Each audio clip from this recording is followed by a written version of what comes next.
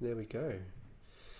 Well, since we have such a small group, I thought we could just quickly introduce, just say, maybe introduce yourself. But more than that, I'd love to know, what your experience with practicing has been, and what you hope to improve, or what you hope to gain from your practice, and maybe what you're working on, or anything else extra you'd like to add. But most important things would be lovely to hear about your experience practicing, maybe your frustrations you've had. Oh, here's Shirley.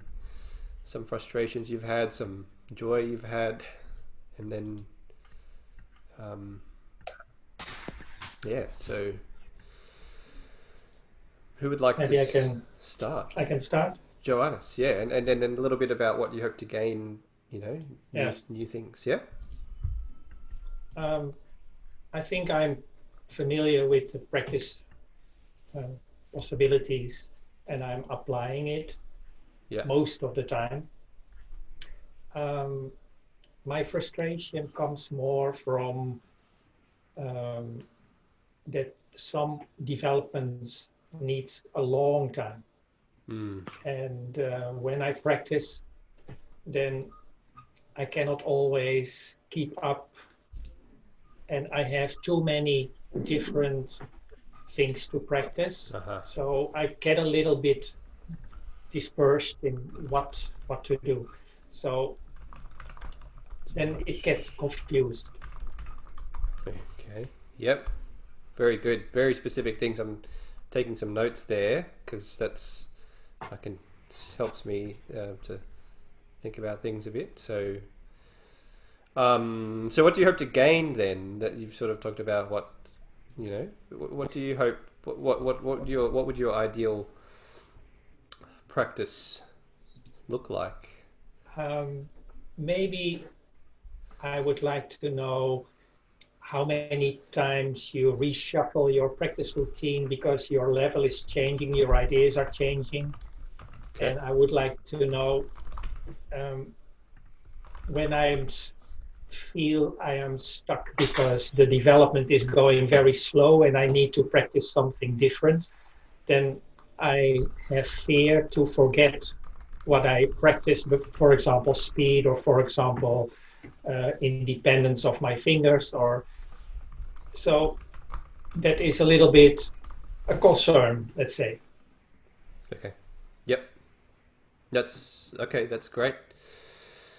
So it sounds like you're wanting to find some kind of way to schedule your practice across a long term, sort of a long term plan of I can something give you an something. example. Yeah, please. If I practice speed for a while, Yeah. then I come to a certain limit. And when I reach that limit, I think it becomes a waste of time to spend more time and I want Right. to do something different. But then I think, okay, maybe I will lose my speed in the end because Yep. I don't practice it so much. Uh huh. Yeah. Okay. Yeah. That's great. Okay. Okay. This. Okay. That's really good. Thanks. Thank you for that. I might when we sort of after our introductions, I might talk a little. I might address some of those things. Okay. Some ideas that I have, and get some ideas from you guys too. So thank you, Johannes. Who would like to go next? And in case you've just Um, joined us, we're just doing a little introduction and introducing ourselves and saying 'cause a couple of people have just joined, just talking about our frustrations with that we've had with practice, and then what we sort of want to gain. What would our ideal practice sort of look like? So, John. yeah, I have very similar comments to Johannes. I think I find that sometimes I just get overwhelmed with too many things to practice, Mm. either too many pieces to practice, Hmm. um, and then technical work, and then scales, and then chord scales. And recently I've started doing composition work as well. So Yeah. so there's just too much, and I get overwhelmed, and then I don't know where to start. And when I do start doing something, I find that often what happens is I'm practicing sections of pieces, but I don't seem to get over the hump of being able to play it from start to end. So it's just a matter of getting over that final hump and being able to get it, to a reasonable level where I can play it from start to end and say, okay, I've got something that I can work on now and keep improving it. Yep. Okay, that's great. So you've sort of answered the question of what your ideal practice would be like, I guess, in that it would be the opposite of all of those things, I guess. So you don't want to feel overwhelmed with too many things. You want to know where to start, and then you want to be able to play a piece or a group of pieces, a set of pieces, satisfactorily from start to end. Yep, very good. Excellent. Thank you, John. Who would like to speak next? I can if you want. Yes. I'm not sure whether I've got Sean my Francois. jump. Yes, for me, what I find is that I get a bit overwhelmed with some pieces when the timing is complicated.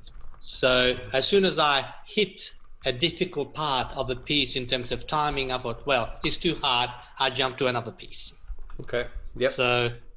So in terms of like if I do a Villa Lobos etude or whatever it is, and there is something more difficult, I find sometimes also what frustrates me is the fingering. Sometimes I'm not sure what is the easiest fingering, and I have a look at people playing, and I thought that looks very easy. Why didn't I think of that fingering? And I'm thinking, well, and I'm not sure how to generate that best fingering for that piece. Yep. So that's one thing which but I think because of that, I try to extend it. It's much more difficult to play the piece, and when I hit it, I thought, well, it's too difficult. I give up. So you give up. Yep. Or I go to another piece that if it's easy, then I said, look. Then after that, I find for me is I go in and practice a little bit, and then I don't have the excitement. I said, I want to go in, and I think because as soon as I hit something difficult, I sort of give up a bit. Yep. And I'm thinking, after a while, I'm thinking, okay, what's the problem? And like John said, I don't tend to start from the start of the piece to the end of the piece. So I go in and start an easy bit. It's too difficult, give up, start a little bit further away, and ended up not really conquering that whole piece. And there are certain techniques which I've struggled with, for example, tremolo. I practice, and it doesn't sound good. And I'm thinking, well, very often I'm thinking, what am I doing wrong? And not knowing, and I thought, okay, so that's where my and trying to find time to get to the training as well is sometimes difficult, but I suppose that's only a discipline. So you have to put yourself, if you really want to do something, trying to get the motivation to go to really want to do your practice of guitar. So that sometimes I find it difficult, because what I think happens is that I reckon it's those difficult pieces, and that difficult bit, I said, well, I can't conquer this yet. So basically, I feel a bit discouraged, and therefore I thought, well, why do I want to play guitar, because I can't play it? Then I miss it too much, and I go back again and start playing again. So that's for me is what I'm trying to achieve. Doing this is trying to find a way that I can actually find a middle ground, but I can practice and improve in terms of and find enough motivation to say, okay, this is what I want to achieve, and maybe have much more reasonable, realistic goals. Yep. In terms of not thinking that you're going to be John Williams trying to play after 1 week. Yep, that's great. So that type of thing. Great stuff there. Thank you, Francois. Thank you. Excellent. Okay, this is great. All right. We've only got Yvonne and Shirley. So, who would like?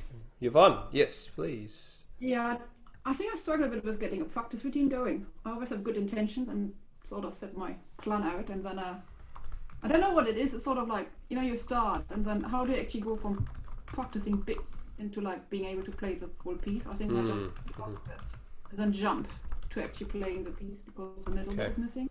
Yep. And the other thing is like sort of balance practice versus playing. So when you know to play a piece, how do you keep practicing? How do you keep it actually going other than just playing through it? Yep. So I think I always revert back to just playing the piece when I don't know what to do anymore. Yep.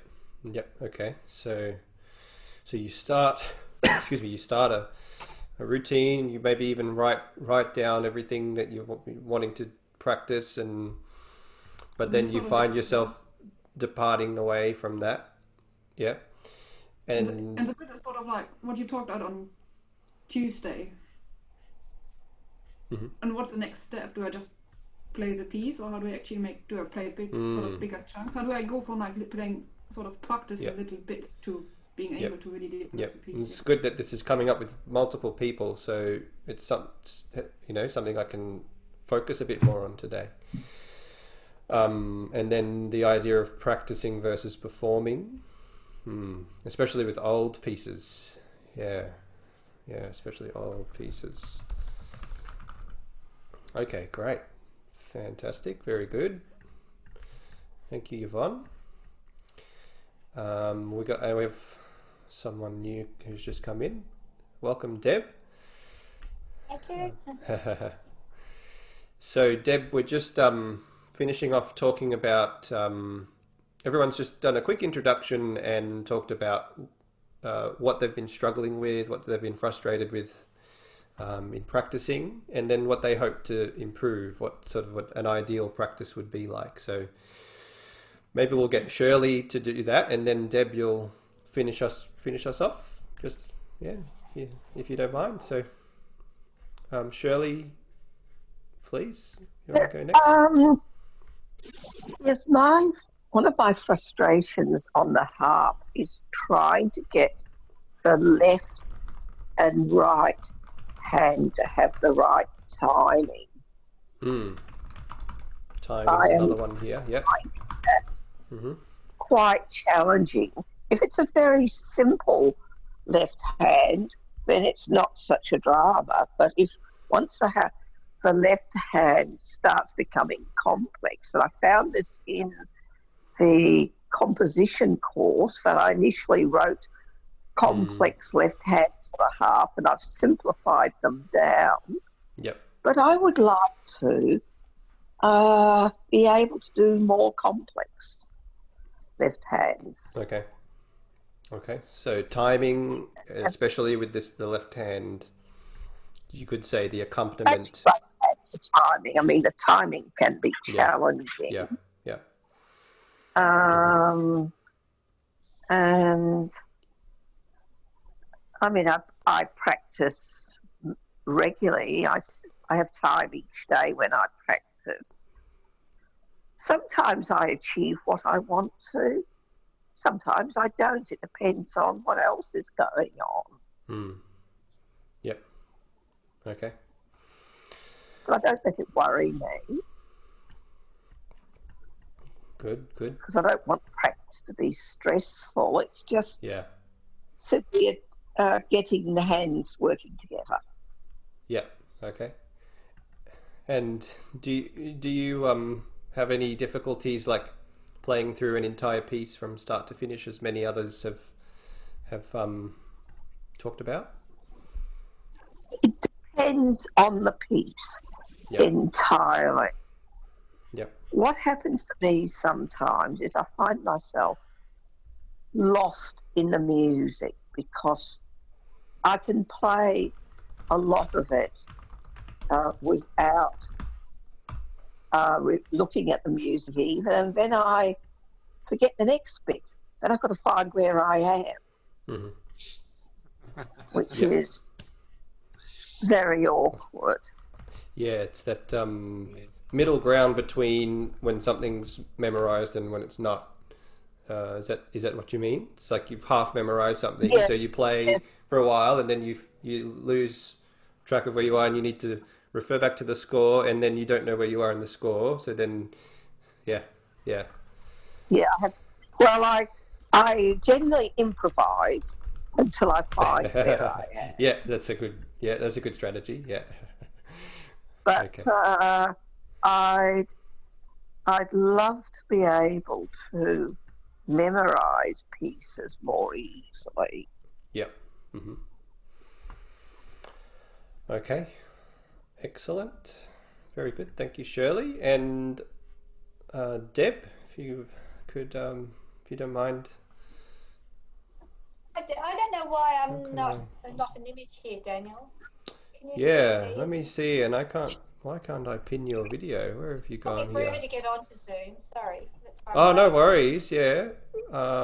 You have to have video. Your video icon appears to be off. If you could, So start video. Thank you, whoever put that input in. That's great. there we go. There we go. We see you. All right. So now I can pin your video there, and lovely. All right. So Deb, if you could tell I us. think that was Malik, was it, who said I have to have video on? Thank you, mate. In terms of my practice, look, I try to practice every day. I have work commitments, and I tend to unintentionally just focus on the pieces I'm learning, rather than just going beyond that expanse, and maybe, as you're probably saying to us, we should be looking at scales and things like that.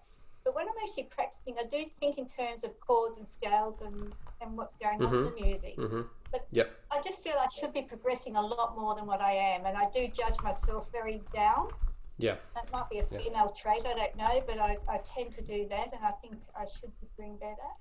And I read that lovely thing that you put in your the practice thing where we shouldn't judge ourselves and we should give ourselves space. And I thought that was really good, and I'm going to actually pin it up on the wall to remind me. Great. Yeah. I just need to be able to focus and I'm not sure, just plan my practice a bit better, where I can benefit and grow from it. That's all. And I think that's what we're all here for anyway. Thank you. Very good. Very good feedback there from you and from everyone. Okay. So this sort of might change the plan that I had a little bit, or at least the emphasis on things. There seems to be some common themes here. One is, how do you go from, practicing bits of music to sort of preparing an entire piece, being confident with a piece from start to finish. Development taking time seems to be another one. Being overwhelmed by too many things. A couple of you mentioned that. So we've got timing was another one. Rhythm. So we have a bit of common ground here between many people. And yeah, I have to say, from teaching, quite a lot of students, I do find that there tends to be a few categories that seem to be in common. And Deb, you did when you said that maybe certain there might be like certain patterns that females experience more than males, more than guys. So I found that to be fairly accurate, actually. Women tend to be a bit more hard on themselves than the guys. So Perhaps we're conditioned or that way. at least the male students I've had don't say much about it. They might be thinking it, but they don't communicate it very clearly or very well. Whereas the female students, even younger students I've had, they're very. That seems to be something they communicate, and so yeah, interesting. So are you talking about the difference in the way that males and females are often socialised? Yeah. something like that, yeah. So I don't know if it's to do with communication or to do with something else, but the girls and the females that I've taught, I'm talking about like younger to older, tend to communicate more a sort of a very high expectation, and if they don't meet it, they're very disappointed. And that expectation is usually, they're usually higher than my expectation of them. It's really a self-generated expectation, I think, or I'm not sure where the expectation's coming from. But yeah, and this is John Francois saying, women are better at communicating their feelings. That's something I've observed. It is, the guys tend to just sort of bury themselves and do it, and that whatever they're feeling is not really coming out in words. It might come out in other. Might come out in their music. Yeah, might come out in other ways in their music or in their facial expression or in the tone of their voice. But yes, so yes, interesting distinction. But let's see. I'm thinking of maybe a different starting point to what I was going to do. Maybe we could talk a little bit about routine and structuring your practice and forming some kind of routine and things related to that. So now I actually have a document somewhere. What I'll do is because I don't want to look for it now because it's buried somewhere, but I do have a document I created which talks about these types of things. I wasn't planning on using it, so I'll send it to you all, okay? Thank you. Yeah.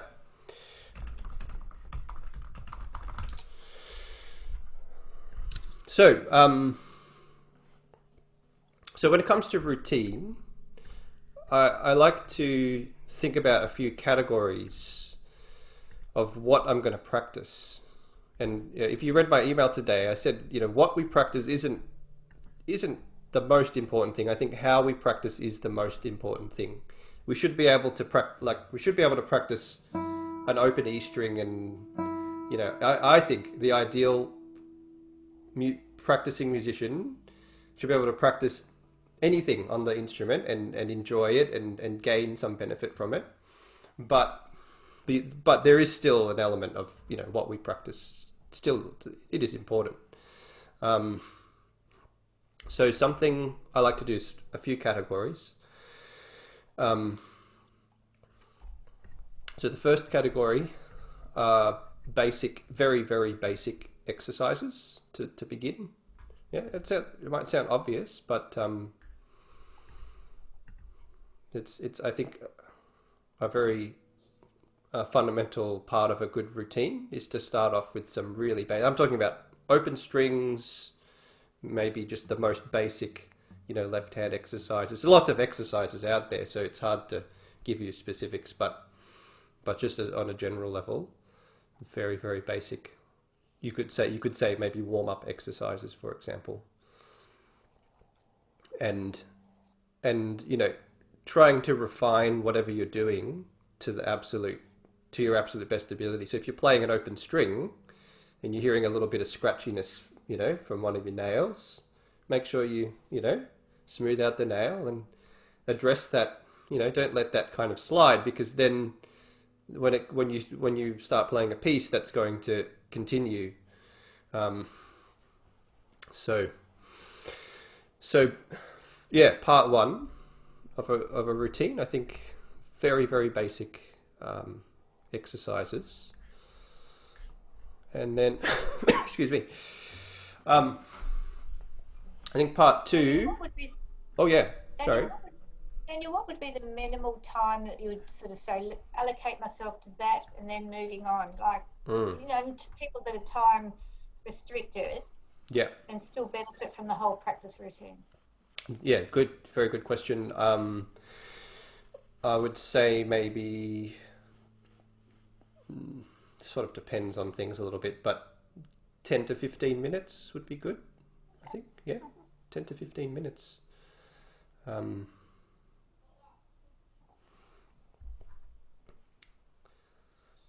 Then I think another important category is studies, or our studies to practice. Studies that are preferably not too demanding. So when you could say simple etudes or simple studies, because then you're starting to get you're starting to play music, but it's not too demanding for you. You'll probably feel a sense of accomplishment. Something about this, what I'm describing, is that you should feel a sense of accomplishment most of the way through your practice. So with those warm-up exercises, getting a beautiful sound on an open string is a great accomplishment. So then the next step is simple study. You can go to method books, the Carcassi method book, Carulli method book, Giuliani studies, Saw studies, things like that. Then the third category, I would say, are old pieces. So pieces that you know very, very well, preferably that you can play by memory, if possible. You could have been playing them for years, months or years or decades. And that again, this is this idea of a sense of accomplishment, and because if you, let's say you started your practice right from the beginning, starting with a new piece that was really complex, you're probably not going to feel, and this is, a few of you mentioned this, John Francois especially, I think you pointed this out, it's like you just feel discouraged and you want to give up. So this process here of starting with the most basic exercises and then simple studies and then pieces that you can play by memory, that could be very old favorites of yours, I think that's the third step. And then the fourth is to work on new repertoire, doing that last. So that if you do feel a little discouraged at that point, you've at least had a really good practice already, and it won't be too much of a dilemma if you stop, or if you practice something else. You've already done a good practice. So and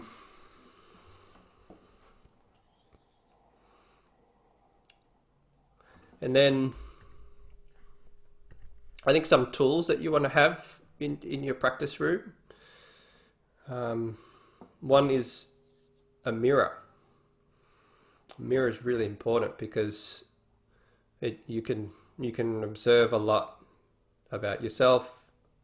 Obviously your posture and your technique, but other things too. I mean, your facial expression, or lack of, or what.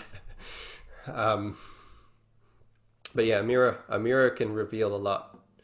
It's almost like a second teacher, because teachers have an advantage. If you have a teacher in the room, they have that advantage. They're sitting there and they're just able to observe you. So you're able to almost do the same thing with a mirror. Maybe not as much, not to the same degree, but another important tool are pencils. So you know, if you've got a score on your stand, and this relates a little bit to fingering, which is what Jean-Francois talked about a little bit. It's like how, you know, how do you sort of, sometimes you might get frustrated. It's like, what's the easiest fingering for this? Well, if you find some kind of solution but you don't write it down, that can be a bit off-putting, because then next time you come to practice it, you've forgotten it. Yeah. So it sounds obvious, but I've seen so many blank scores, and you know, from students, and I just wonder. That's one of the first things I'll address if I see that. I'll just say, well, you know, maybe I think it'd be nice to, you know, write down your thoughts, and it could be the score. Treat it like a journal. You know, it doesn't have to just be technical things. It could be any thought at all that's associated with the music, or what you know, how you're feeling about the piece, or what you think the piece is saying, or what dynamics you want to use, or what color, what articulation, what, you know, all of those things. And you'll find that you're probably much more likely to commit to those decisions if they're written down. I mean, it's sort of like if you have goals, you know, that we're told so often, it's like, write down your goals, you know, write them down. And I think there's an important reason for that. So we're just more likely, there's something powerful about writing things down, and it doesn't take too long, and it's actually a healthy kind of pause, I think. You know, when you stop and you actually write it down and you're thinking about it. You're not just on the guitar, you know, on. There's this bit of time to think. Same with using the mirror.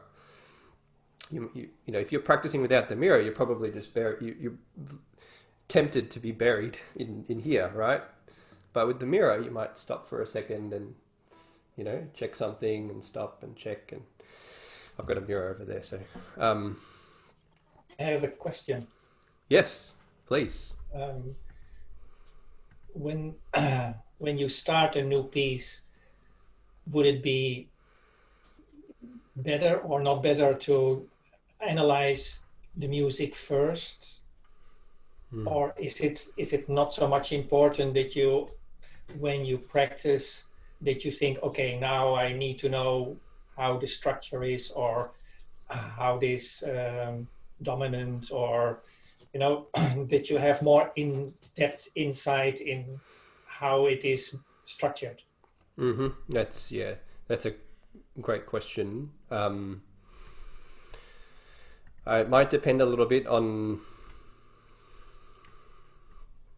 your experience with, well, you know, on each individual's experience with theory and that kind of thing.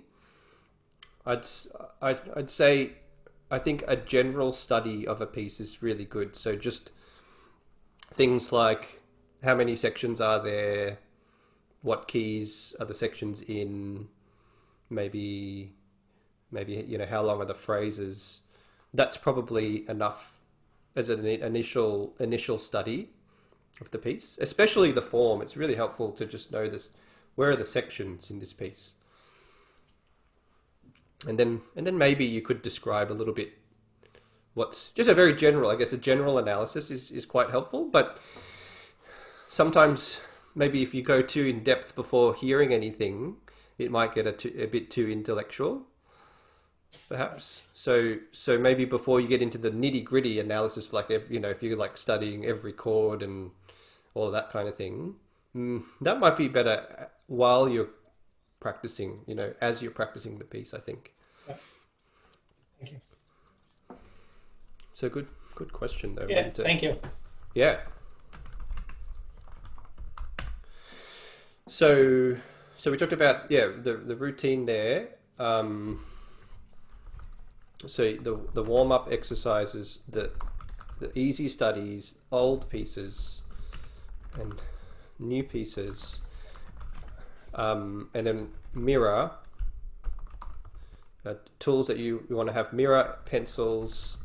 The last one is a metronome. And this is also, a couple of you mentioned timing issues, and if the metronome's not in the room, I've found this with myself too, and I have to go to another room to get the metronome, I might not do that. So I want to make sure it's right, right there. And if I feel like I need to use it or want to use it, I don't have that kind of barrier. So try to keep those three things in your room, in your practice room: a mirror, pencils, and a metronome. They're all tools of observation, in a way. The mirror is a visual observation. Pencils are like observation of your thoughts, and the metronome is an observation of your rhythm. And again, the metronome is that kind of idea of, stopping and starting as well. Okay, so, and then in terms of a sort of a time limit or an amount of time, I'd suggest between 45 minutes and 1 hour at a time.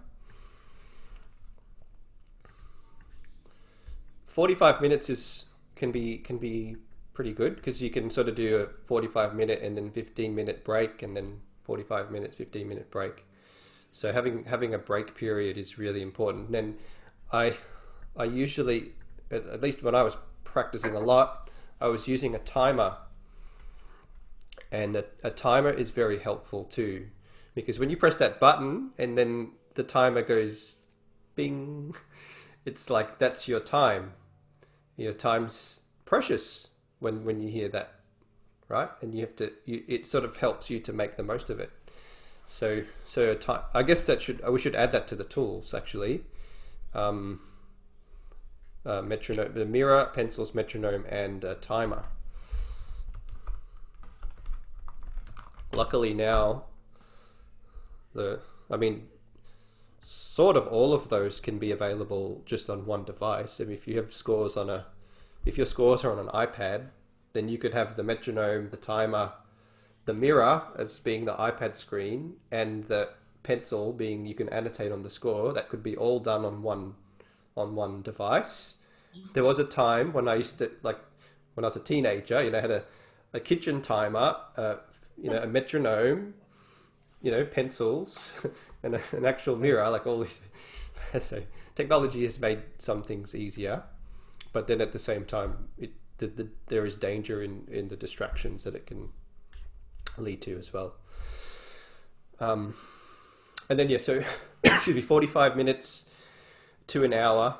I'd recommend 45 minutes and then 15 minutes break. And 45 minutes, I came to realize quickly that 4 sets of 45 minutes is 3 hours of practice. So it's, that can go very quickly. If you do this routine, basic warm-up, studies, old pieces, new pieces, you do that in 45 minutes. That time will probably go quite quickly. And then you do it and then have a break, and then try it again, have a break, and so on. And that can go quite quickly. I know, we don't all have 3 hours a day to practice, but it's kind of I think it's it feels reassuring that it's only 3 hours is a very decent practice, and it only takes four of those 45-minute blocks to get there. So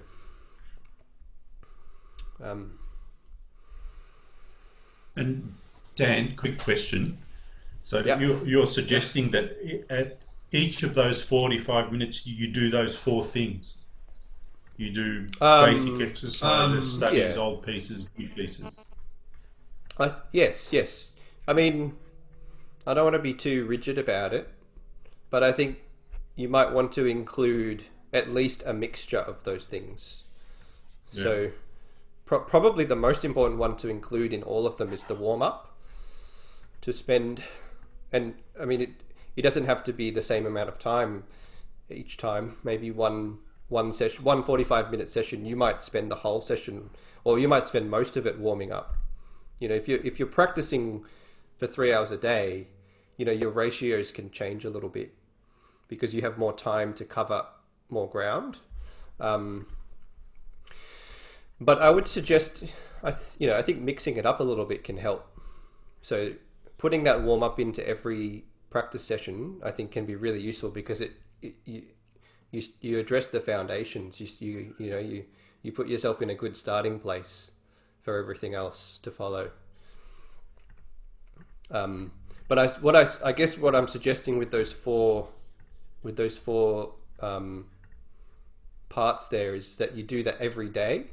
At least you do some of those 4 parts, and preferably you do at least one practice using that sort of series, because that gets you into a good,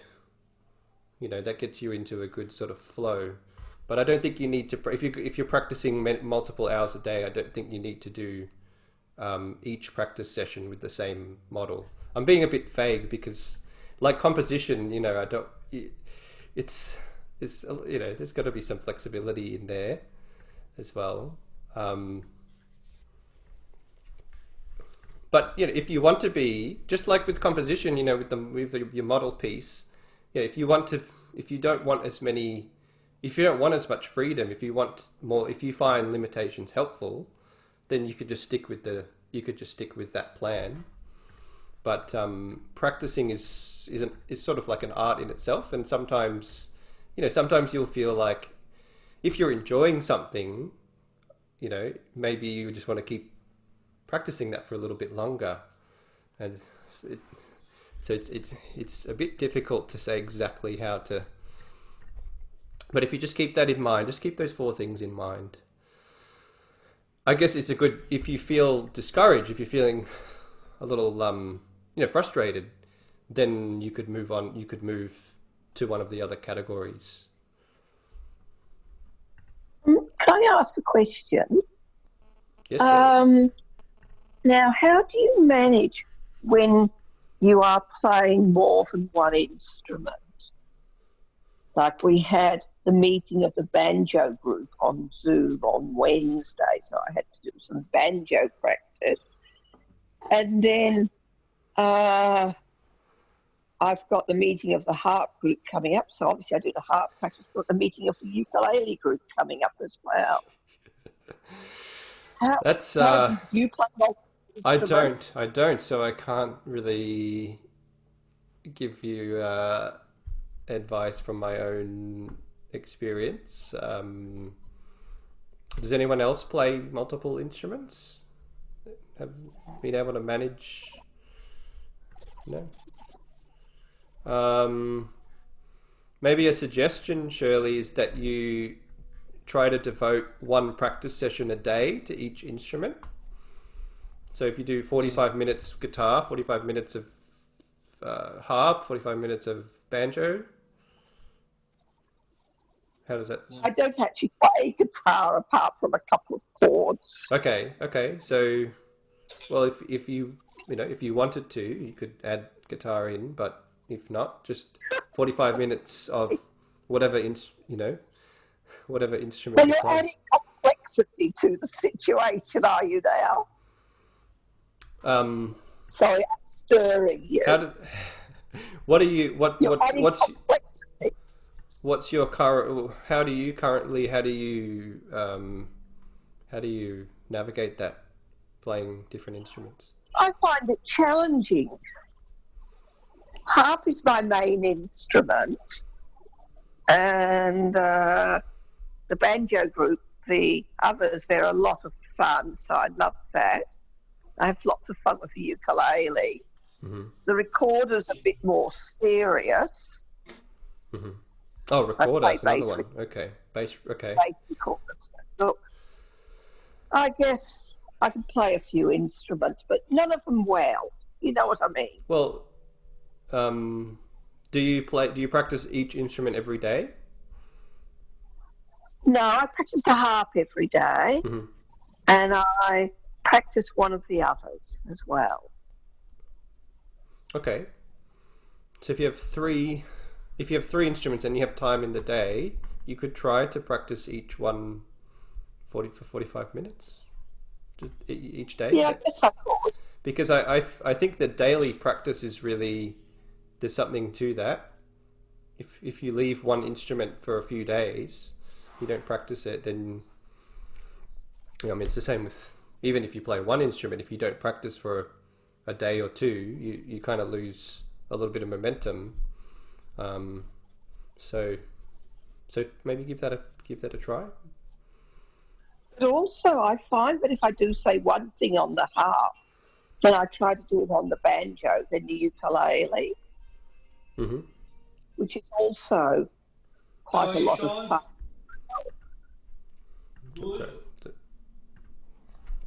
Yeah, yep. So I can take pieces from one to the other. Mm-hmm. I mean, in my mind, Shirley, I find the idea of practicing each instrument every day for a certain amount of time, I actually find that more straightforward than mixing them around within one practice session. So I don't mix them in one section. Oh, okay. No, I don't. Yeah. No. So no, I don't. Give it a go. If you have three instruments, assign 45 minutes to each one every day, and try it for a week maybe, and see how you feel about it. I don't know. Try that. Thank you. I don't know. Yeah, no, my pleasure. That's what we're here for. I guess I'll have to think about adding the guitar, won't I? Yeah. Really, I don't know when you'll find time to do it. Well, I'm tired. I think Shirley and I'm in lockdown. We're stage 4 lockdown, retired, so Shirley might have the time. Right. Yeah, Victoria, right? Yeah. I'm retired, and until the lockdown, I was very, very busy. But the banjo group stopped, the ukulele group stopped, the harp group stopped, the line dancing group stopped, the movement to music stopped, and so on and so forth. And they're all gradually coming back on Zoom, but all of a sudden there was this hole in my life, which is why I started composing.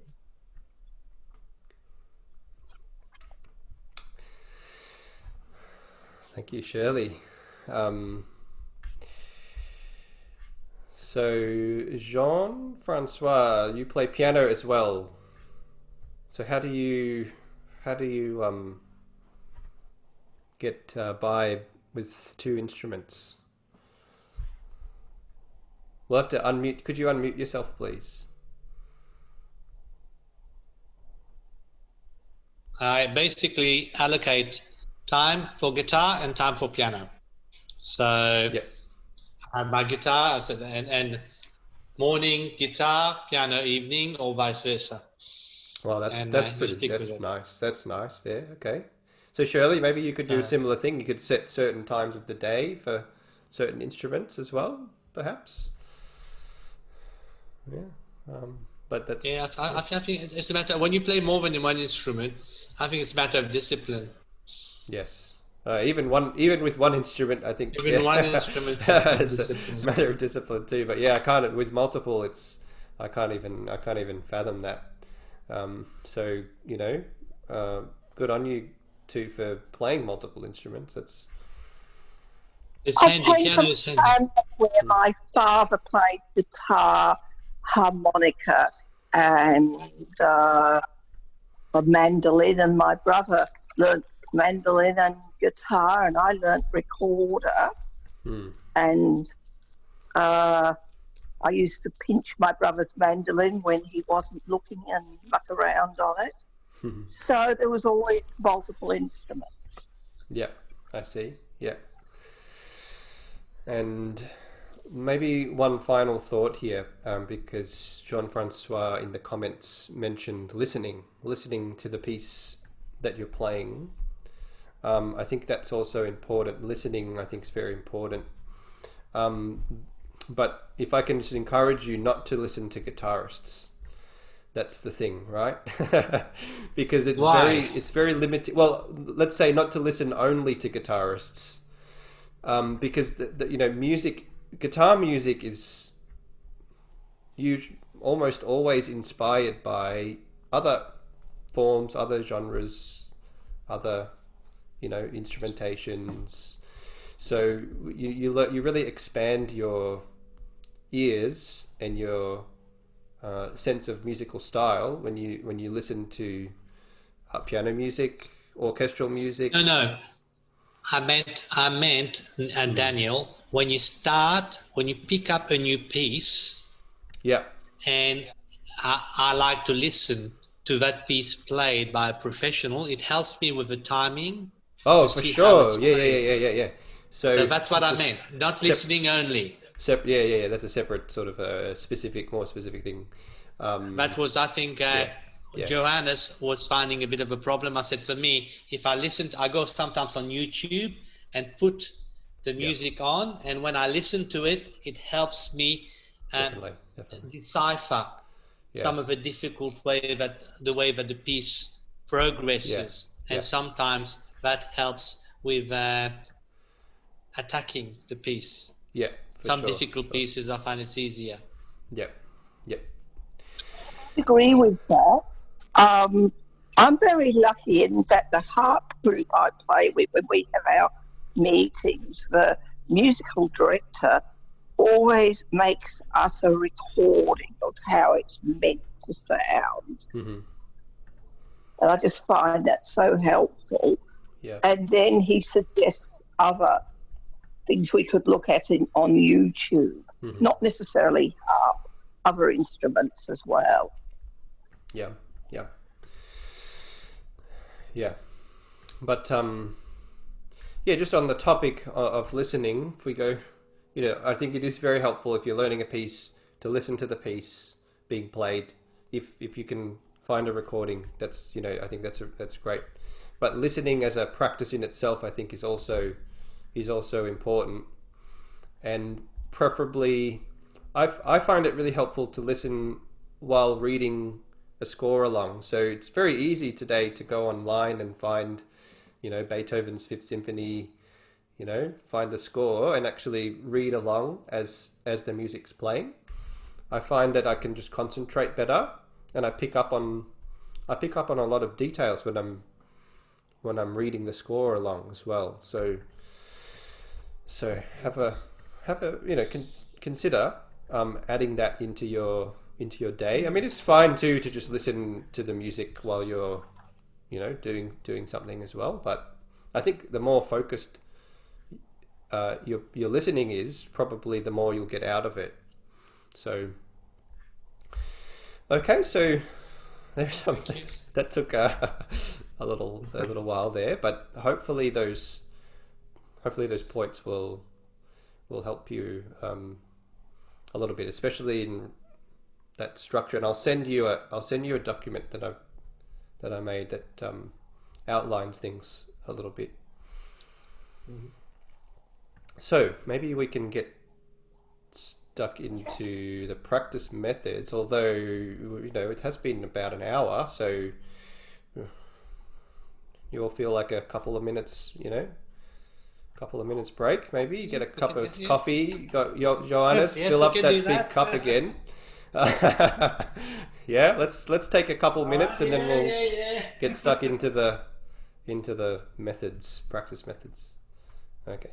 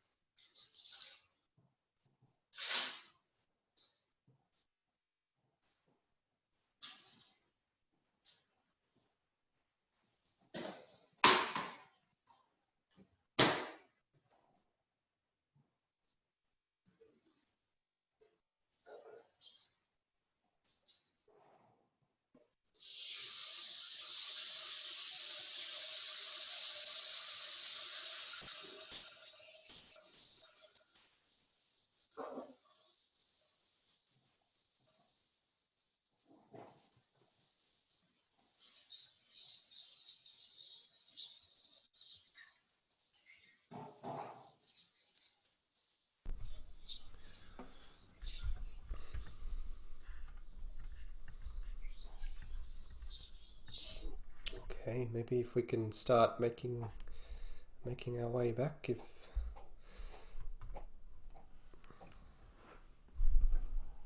if you're able.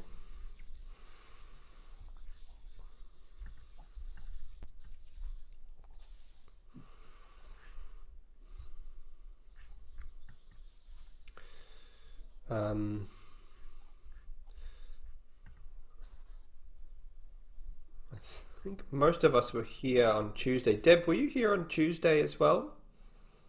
The practice one, yes. Yeah, you were here. Okay, cool.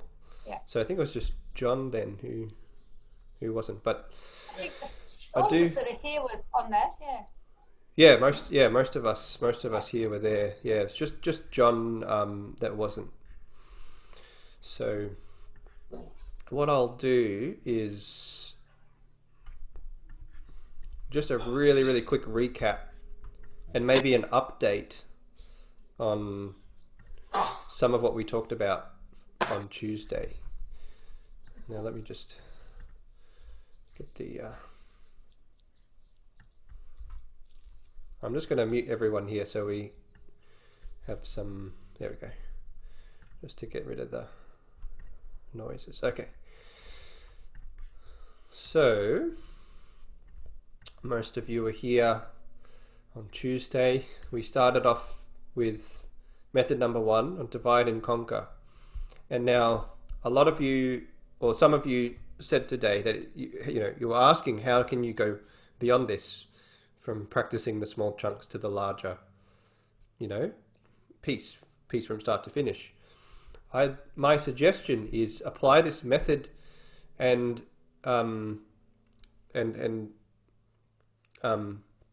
by gradually sort of zooming out. So what I mean by that is, let's pretend that this is a longer piece or something, or let's pretend you're preparing this piece, divide and conquer.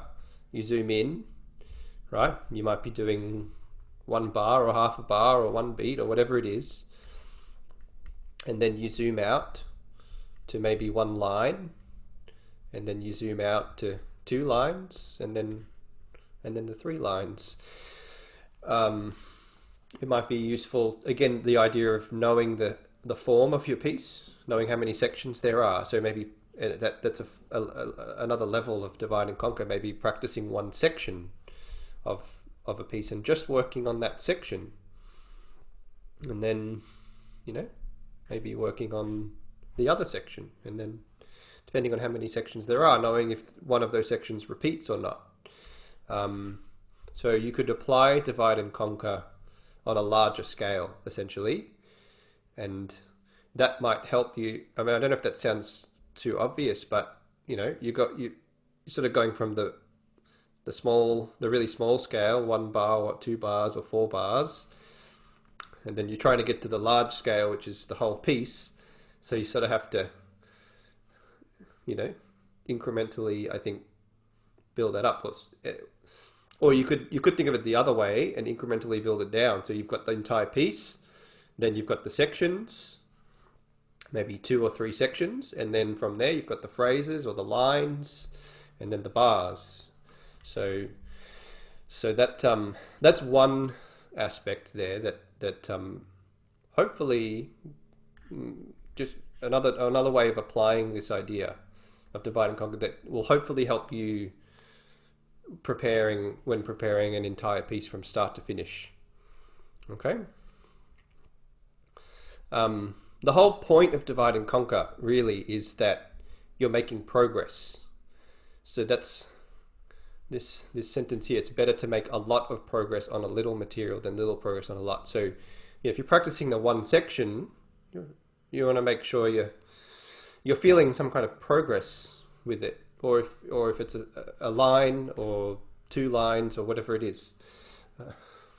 You find an amount where you feel like you can make clear progress, that you're on an upward cycle, you're feeling a sense of accomplishment. Okay, so just a very quick summary and recontexting that practice method. And then we talked about practice at the seams on Tuesday as well. So practice at the seams is to practice practice the transition points between measures, between phrases, and between sections. So that could be useful as well if you're, preparing a whole piece, to practice those different points, practice between the measures, practice between the phrases, and practice between the sections. Okay. There's an example there of Lagrima. And finally, mix and match, we talked about also. I think this can be very useful when preparing a whole piece. As most of you saw, the advantage of doing this, especially in a large piece of music, there is often a lot of repetition where phrases are very similar, but there are these slight differences. And so this technique of mix and match can help you address those types of phrases. And it really helps you I think, to give equal ground, equal consideration to the entire piece. Because if we're starting at the beginning every time, as I mentioned on Tuesday, if we're always starting at the start, we tend to give the start more consideration, and as we go along, less and less, we just want to maybe get through it, or we lose focus. It's just natural. It's just our nature to lose focus after a certain amount of time. So have I think that method could be useful as well. It's probably going to be multiple things. I don't think there'll be. There's usually not one solution to a problem.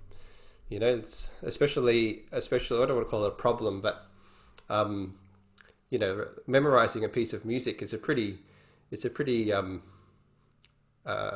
involved activity. Involving a lot of the senses, a lot of our thought, a lot of our feelings, a lot of things at one time, physical, a lot from our bodies and our hands. So I think it'll be multiple methods that will probably help you prepare an entire piece of music. So divide and conquer is one, where you practice the sections, the larger sections, and aim to feel some sense of progress. So writing things down can be really useful for that. And then, and then practice at the seams can be very useful for that too. The transition points, especially one section going into another. If you've practiced your A section, you've practiced the B section, well, then practice the transition between the sections too. Mix and match is so that you can give equal care and thought and consideration to the entire piece, starting at different places and then comparing and contrasting, back to back, going from the start to the middle, or the start to the end, or the end to the middle, or the end to the start. Jumbling in around. It's almost like a puzzle that you're just jumbling around in all these different ways, so that you're much more acquainted with everything, with every piece of the puzzle, right? Every piece of the puzzle becomes more familiar to you if you do it that way, I think. So let's go to the next method, which is probably one of the most intuitive ones, slow practice. But I've found that often when I ask a student to practice slowly, it's not very much different to the normal tempo that they're practicing at. So I have a sort of a way of tricking your brain into practicing extremely slowly. And this is what I'm sort of saying here. It's like how slow is slow exactly? So thinking of the music written in different note values can help us to really slow down. So if you play the different versions at the same tempo, this can also help your understanding of rhythmic proportions. So here we're getting into rhythm a little bit as well. So what I mean by that is, here we have three different, we've got the original right? Original note values, original tempo. And then imagine if that was written at an extremely slow pace, where the note values were quadrupled. So crotchets become semibreves, quavers become minims. I think that's quadrupled if my maths is correct. And then imagine doing it at the same tempo, so that the metronome or what your beat is the same. So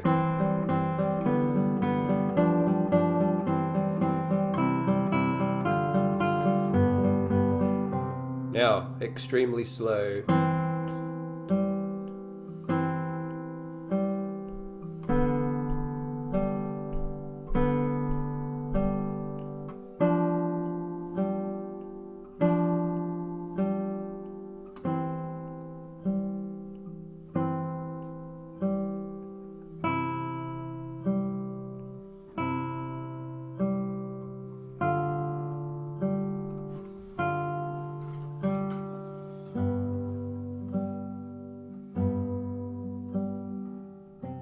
So I tried to keep the same beat, just playing at those notes, and then very slow.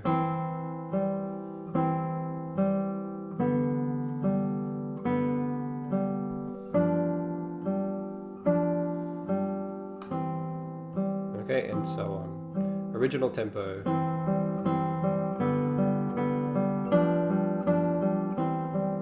Very slow. Extremely slow. Not sure if I got the proportions right the first time. I think it's a bit better now.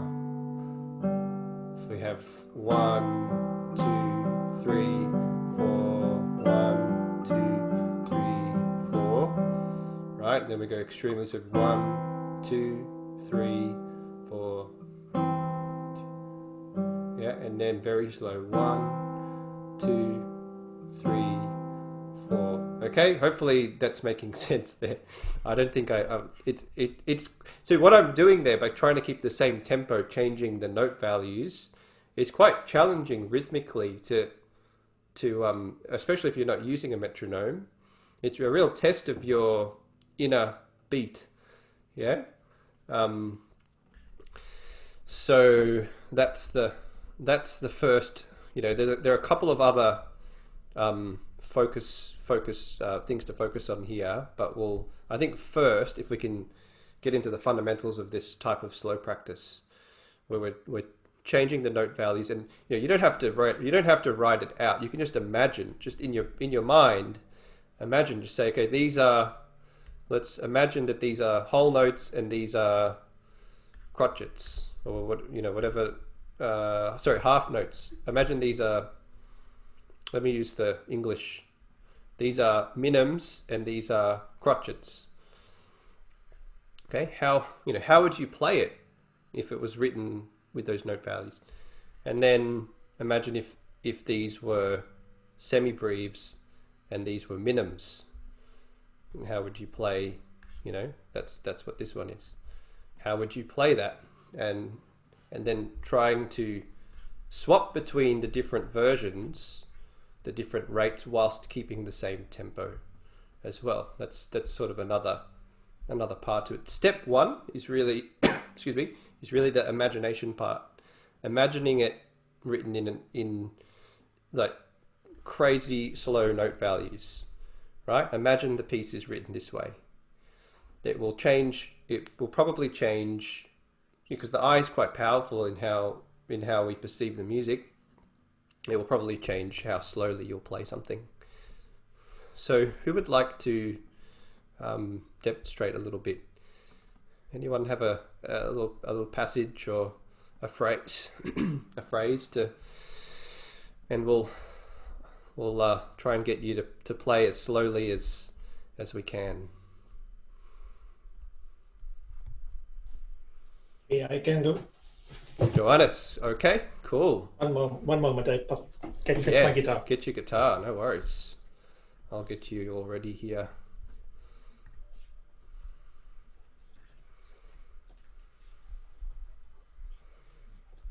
So what, are you going to do Spanish Romance again or something different? No, something different, I Something think. different? The, let's say, the Marie Louisa. Oh yeah, beautiful, Maria Luisa. Just, Yeah, great. I When think it will be very could you difficult for me play?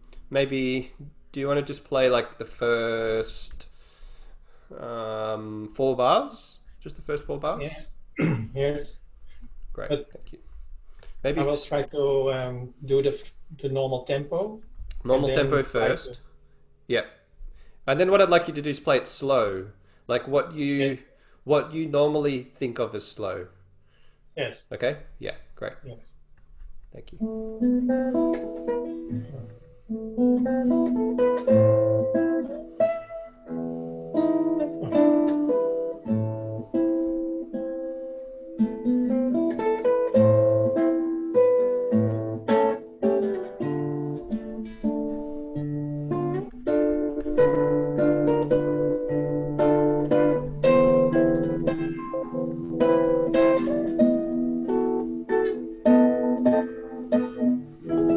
Maybe we'll go up to there, actually. Yeah, okay. So Yeah. we're going to practice a little bit more. But when you practice it slow, you might not get that far because it'll be very slow.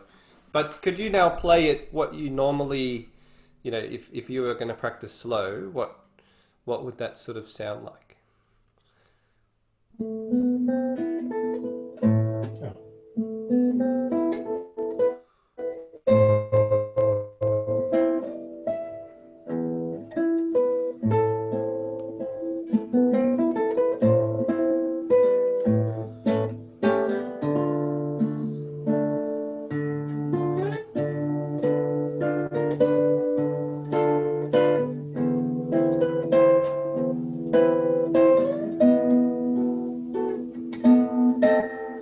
Okay, great. So I would love to get people's feedback. How much slower do you think he was playing the second time? Not so much. Yeah, everyone It agree? was It wasn't virtually the same tempo. virtually the same, is what I'd say. It sort of felt a little bit slower, like in how you were approaching the rubato of it. Sort of felt, but the tempo was virtually the same. So Yeah. let's get you to really slow down. So let's imagine. Can you please imagine that? And I'll put the screen up here, the score up here for everyone, yourself included. Can you imagine that these notes were crotchets, please? Crotchets at the start. Yeah? So how would you feel the impulse of each note? How would you feel yeah? Shall I try? Give it a try, please.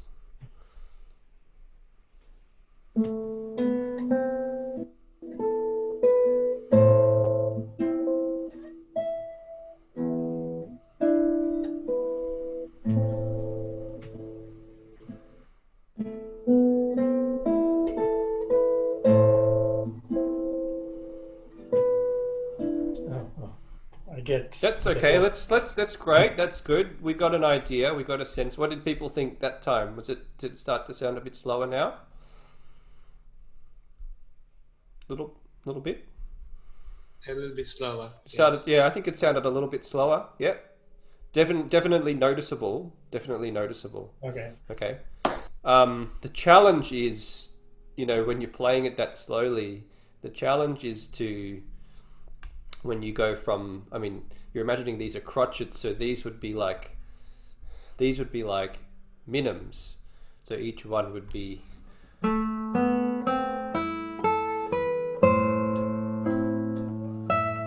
one, two, one, two, one, two, one, two. Yeah, so getting the proportion, keeping the proportion the same at that slower tempo is a challenge, because we're so used to hearing it. We're so used to hearing it at at its standard tempo.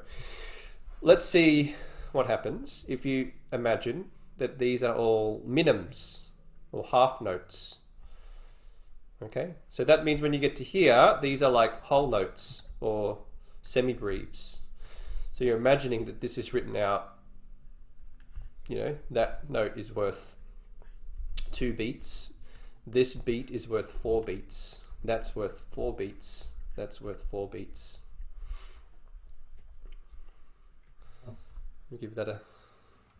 I will give it a go. Give that a go. Don't be afraid of how, you know, of being too slow. That's not, you know, that's that's what we're trying to do here.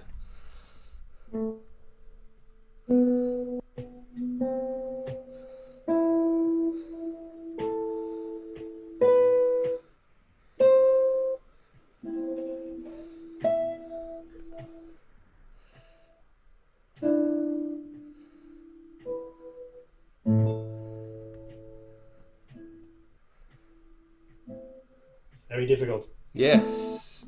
Yeah, very difficult. You did a good job. The only thing is I don't think you changed proportions when you got here.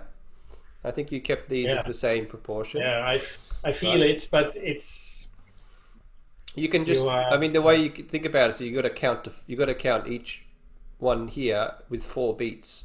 So you're doing at the start, you did great. It was really, really slow. 1, 2, 1, 2, 1, 2, 1, 2, 1, 2, 1, 2. But now 1, 2, 3, 4, 1, 2, 3, 4, 1, 2, 3, 4, 1, 2, 3, 4, 1, 2, 3, 4, 1, 2. That's, yeah. If you want to give it one more go, please.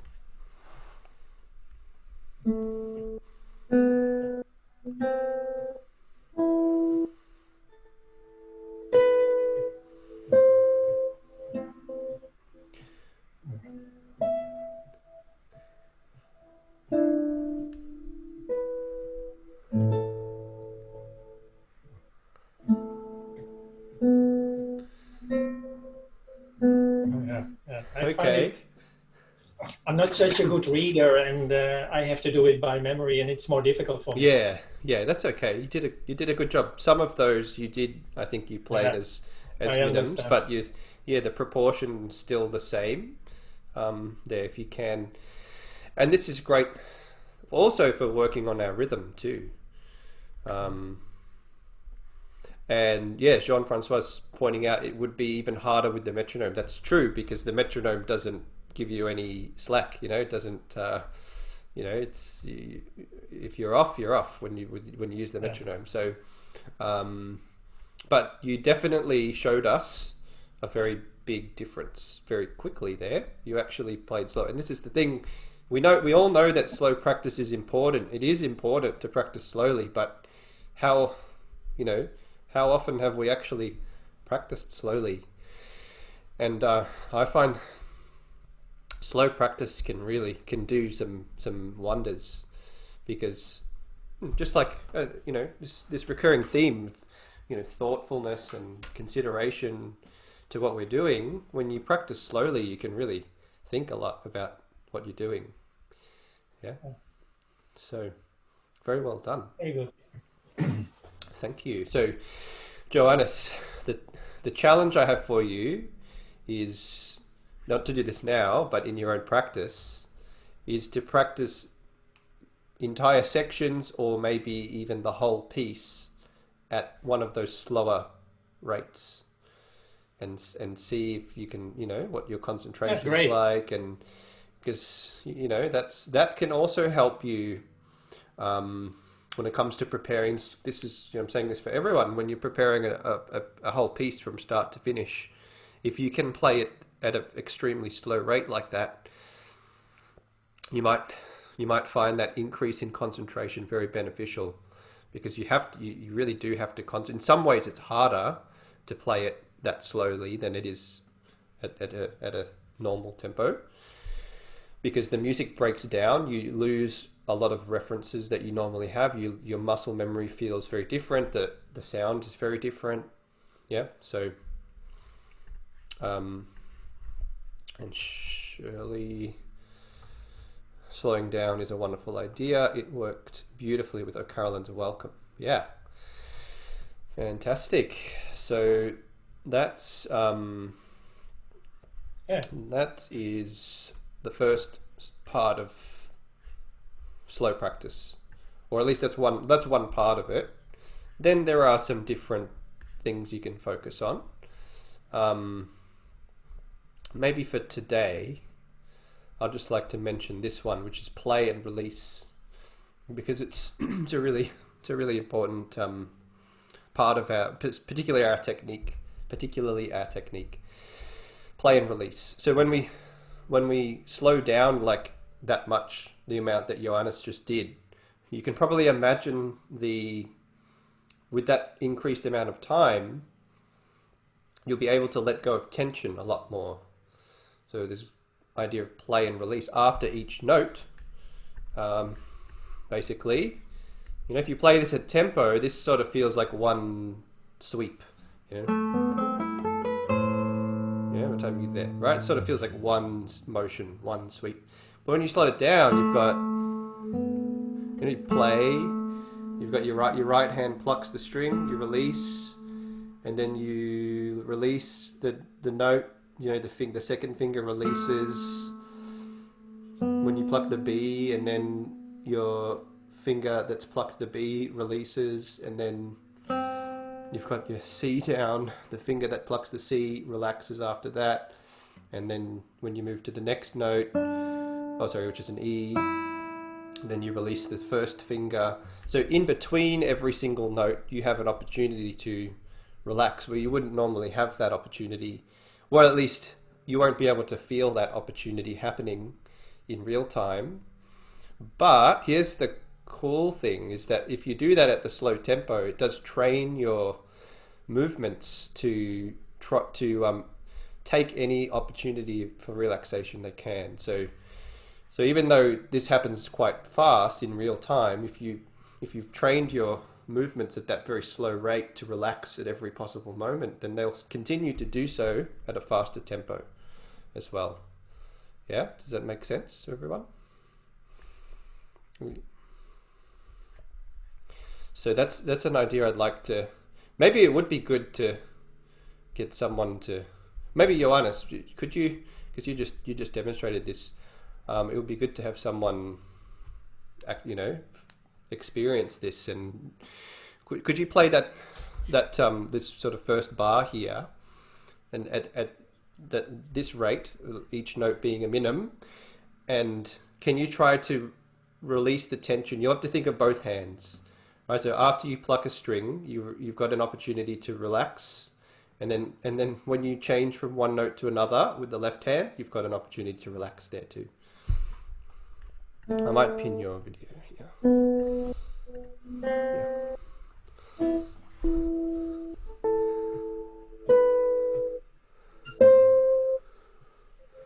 Okay, good.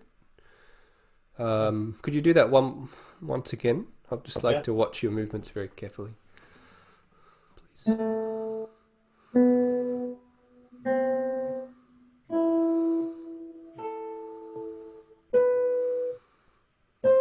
I'm going to quit now. It's okay. It's still pretty slow. Yeah.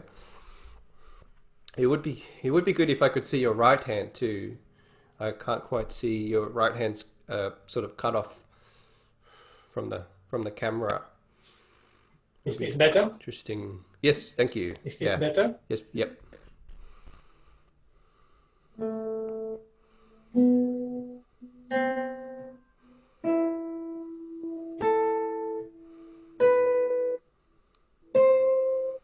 Nice. Yeah, very good. Very good work.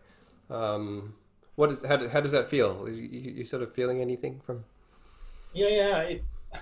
You have more control and realization of what you are doing with your tension and release. Good word. That's a good word. More realization of what you're doing. Yeah, you'll have more realization of your fingerings too, especially the right hand fingerings, because I don't know about everyone else here, but I tend to neglect the right hand fingerings a bit more than the left hand.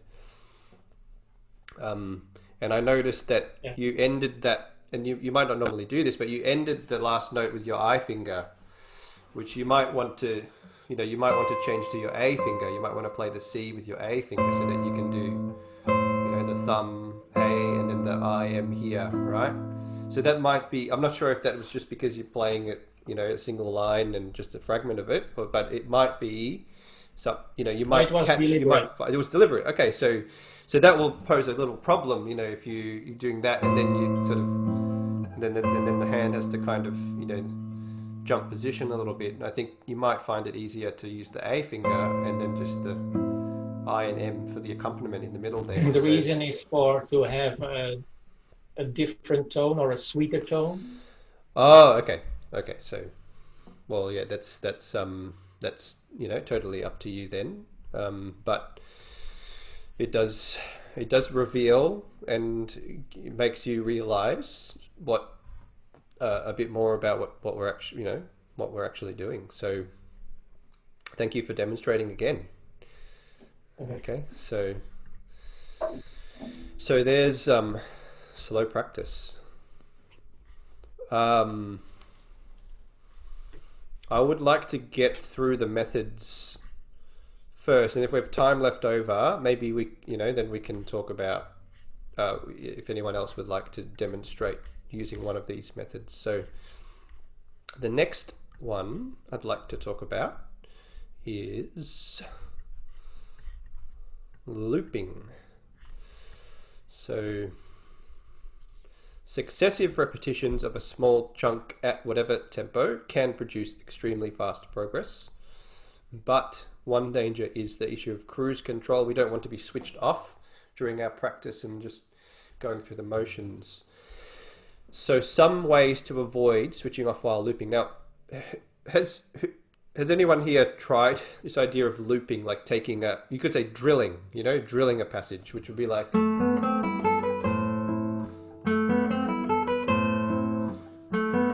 that kind of thing, yeah. Deb's nodding. Let me get some more. Joannes, yes, yeah. Most of you are nodding. Yes, so it's again fairly intuitive and well-known type of approach to practicing, but I think there can be some dangers to it.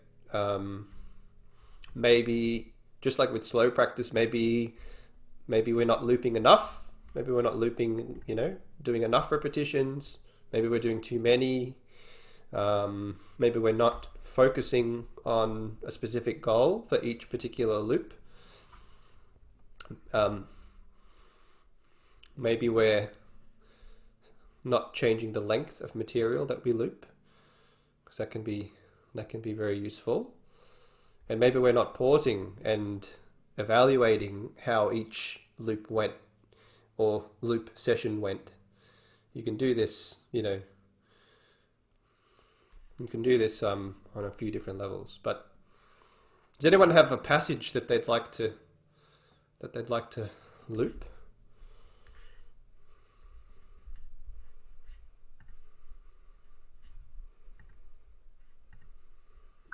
I've got a piece of O Carolyn's Welcome. Okay, Shirley, excellent. This is a good one for a non-guitarist, I think. It's also, I think Scylla Kinross used it as her model, didn't she? One of the pieces. For her first piece, I think maybe she did. Maybe. Okay, well, what was the name? What was the name of it again? Sorry, Shirley. O Carolyn's Welcome. Okay, I'm just going to try and find a score because that can be helpful sometimes. Great. Yeah, when you're ready, if you'd like to just loop the passage you want to loop. Yeah. Yeah.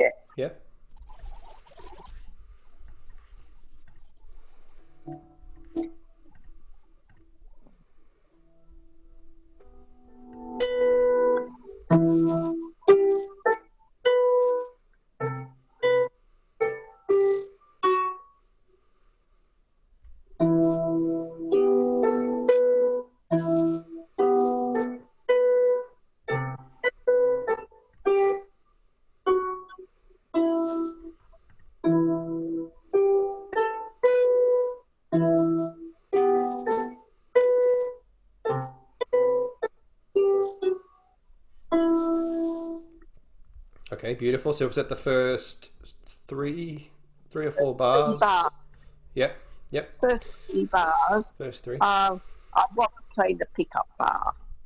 Wasn't played. Yep, yep. Great. Just the first 3 bars, no pickup. And you played it 3 times in a row, I think. Was that correct?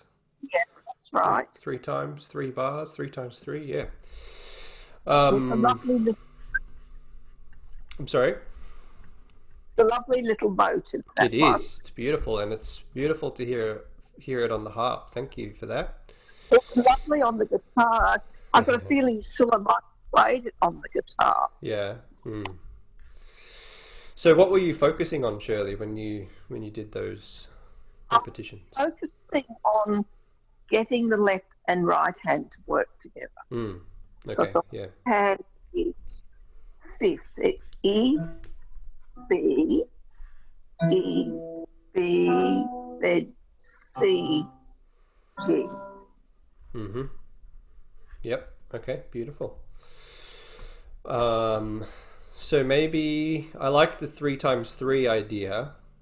What I'd love to do is just maybe for you to think about a few different aspects that you would like to improve. So one is the way the hands are working together, and so we'll get you to loop it 3 times, and we'll get you to do that again and try to improve or enhance that aspect.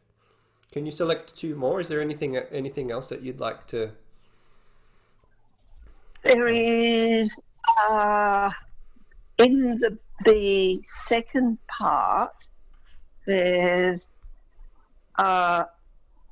a couple of tricky little bits. Okay, so that would be a different section. Sorry, that would be a different section. It would be preferable if you could keep it to the same section. Okay, sorry, I missed out. Yeah, I might Well, not in have. Yeah.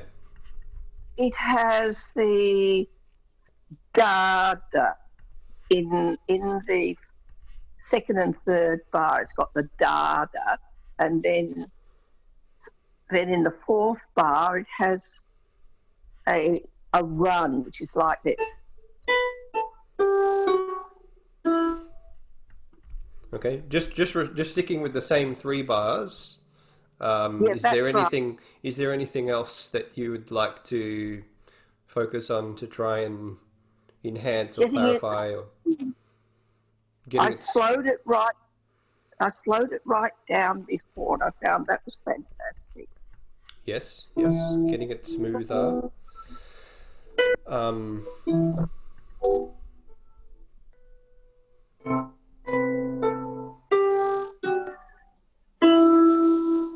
Okay, that's good. I have a few suggestions in the book as to what types of things you could focus on. So rhythmic control, which you've sort of suggested with the hands working together. Legato, so you could enhance the legato. I'm not sure exactly how to do that on the harp. My guess is you place your fingers and you move smoothly. Okay, so that's something. Yeah. Dynamics might be another great one. Maybe we can stick to the. Maybe we'll just do those 2. If you could, we'll do legato and dynamics. So what I'd like you to do is loop those same 3 bars 3 times again, and I'd like you to enhance the legato as much as you can, and then the second time you do it even more, and then the third time even more again.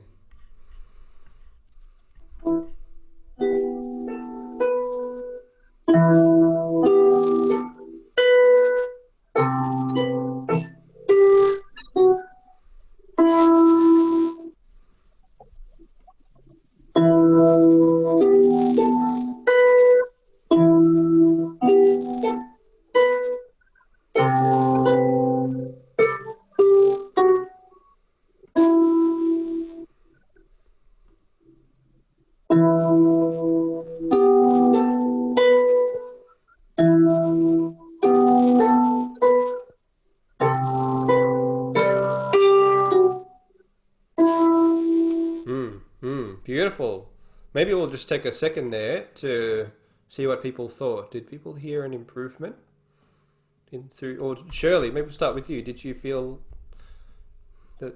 I felt that I'd worked out that I needed to change my fingering on that rug.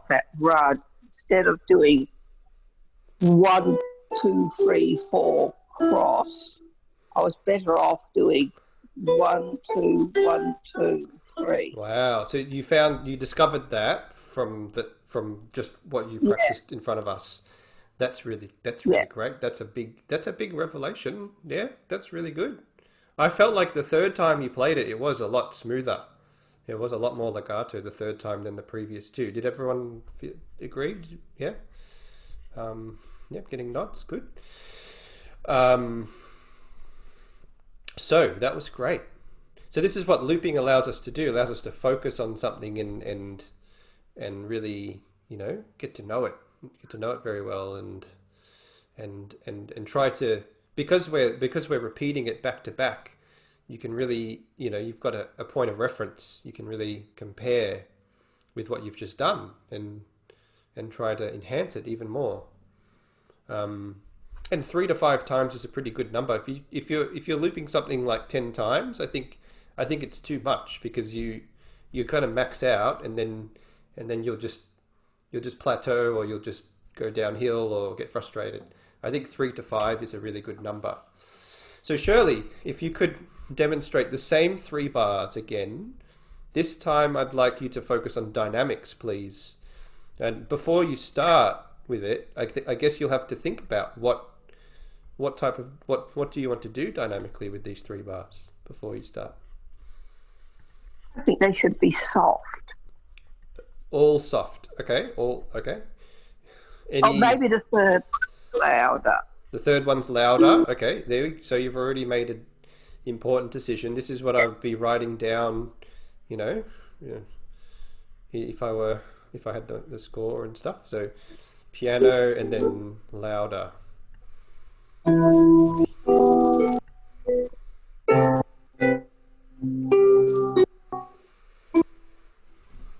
Okay, good. I think we might need a bit more. I would like a bit more detail, if possible, because I see some potential. I see some opportunities, some potential opportunities for trying out a couple of ideas, Shirley. And this is, I like to think of it as. Sorry.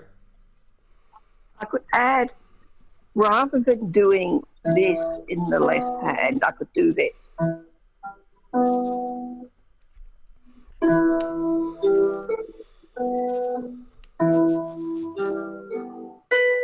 Yeah, I don't know.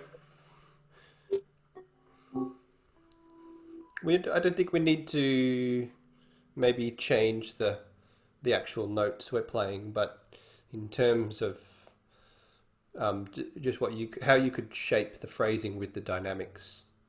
So I'll just show you what I'm seeing, the potential, the possibilities here. So you've got this one phrase here, and then it's repeated, and then we get a descent in the melody. The melody goes down. So using that information, just a pretty general observation. Here's my thought, and there's many different possibilities, but maybe you could play this one a little louder, like mezzo piano, and then this one could be like an echo, and then this one could be louder. Let me try.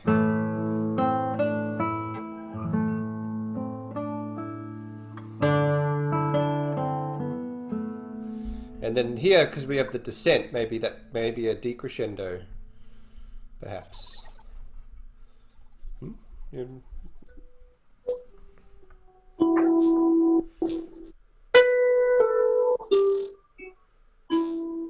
Yeah. Like that, you mean? Yeah, like that. Beautiful. And this is where the looping will come in handy, because each time you loop it, you can, refine it more and more. You want to try this?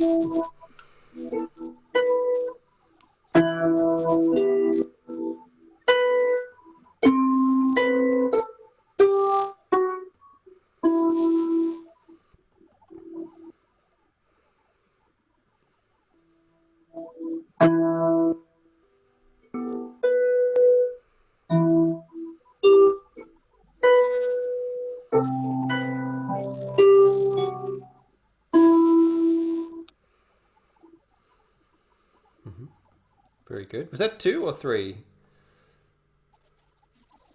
I'm not sure, I actually. think you did 2. Okay. If we could add one more would be lovely.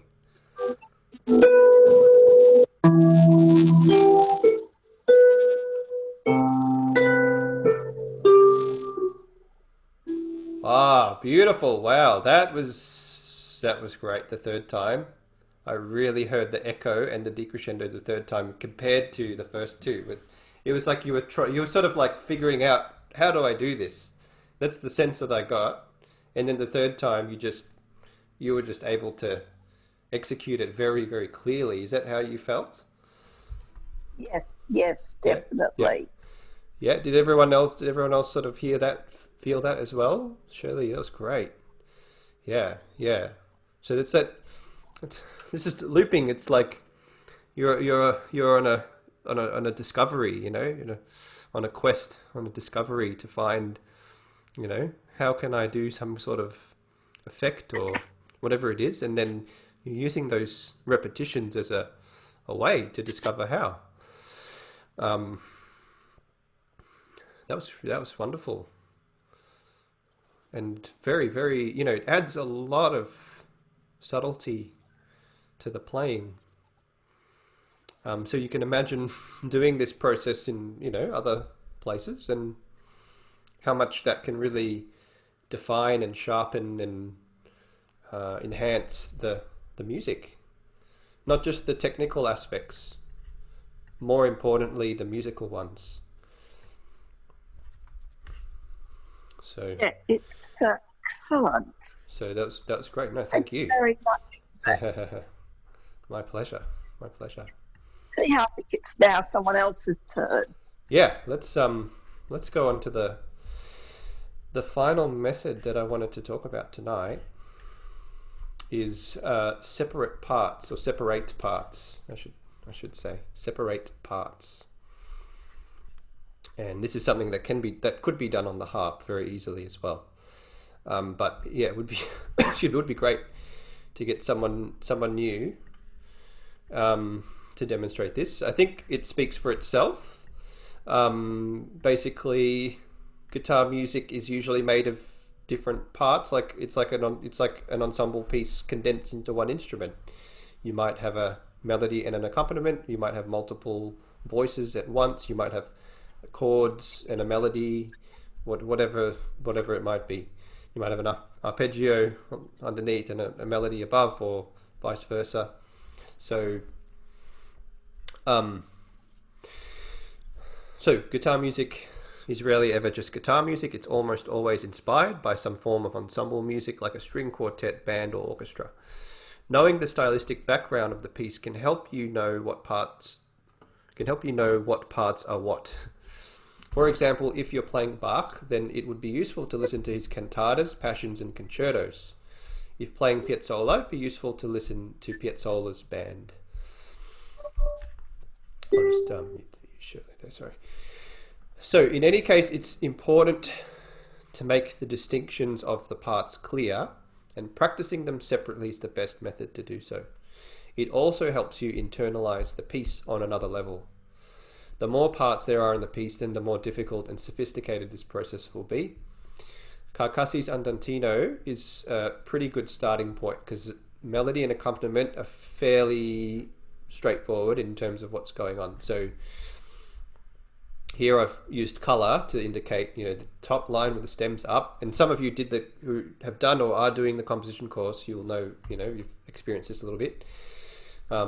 That's the melody there, and then we get the accompaniment in the bottom in orange. And then I've actually separated the parts out here, the melody here and the accompaniment here. So this method just involves going from this to this and practicing the melody on its own and practicing the accompaniment on its own, and imagining, like I've got these questions here, how would you play this if it were your ensemble part? What sort of dynamics would you use? What sort of phrasing? What sort of fingerings? What kind of rubato? Same with the accompaniment. How would you play this if it were your ensemble part? And then when you put that together, you can wind up with something very interesting. So let me just demonstrate very quickly, because we're running, time's flying. I'll play a little bit of this here, just to remind you what it sounds like, parts together.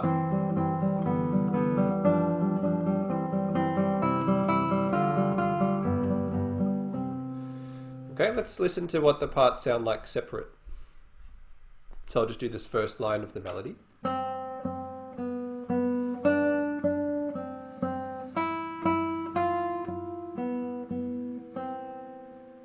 Okay, so I mean I could refine that quite a bit. Let's hear the accompaniment separately.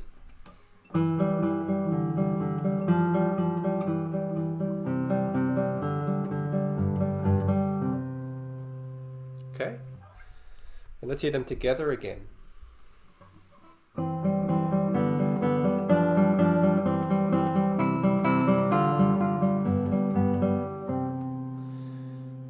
Okay, so just from doing that exercise, and I only played these once each, I actually felt like I experienced this differently when I put them back together again. Did it sound different when I put them back together again? Did you perceive it? Did you pick up on anything different? Or Yeah, sound you pretty much start the same? listening to the, yes. Start listening to what? Sorry. You start listening to both parts Yeah. more. That's what happened. I started to listen to the bass more.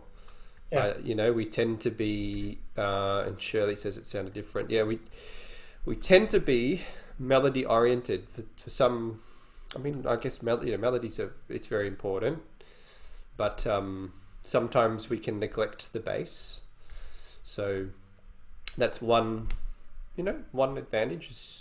Gives you more awareness of the parts. I mean, this is just a pretty simple melody and accompaniment as well. So would anyone like to demonstrate using this method? Does anyone have a passage? And it could be virtually anything, as long as it's not a single line of music, like what I mean? Like if we have multiple chords and accompaniment and melody, or something like that. Does anyone? Yeah.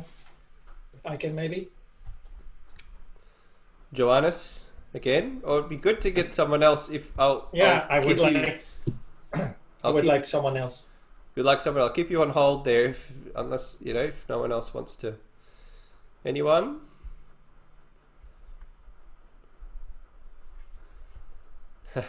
Shy today, huh?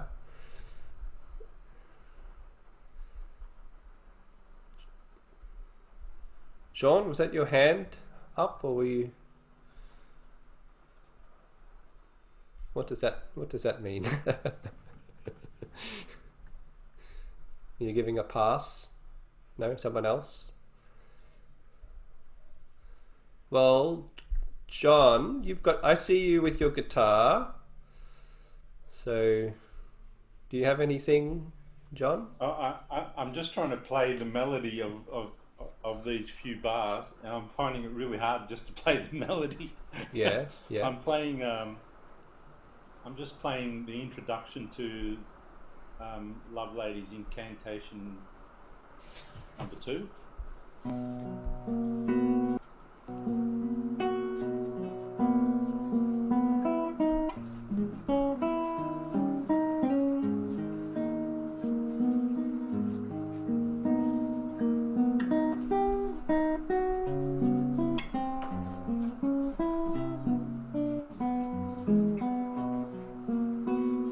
Yeah, beautiful. That's a great example. Just trying to play the melody though.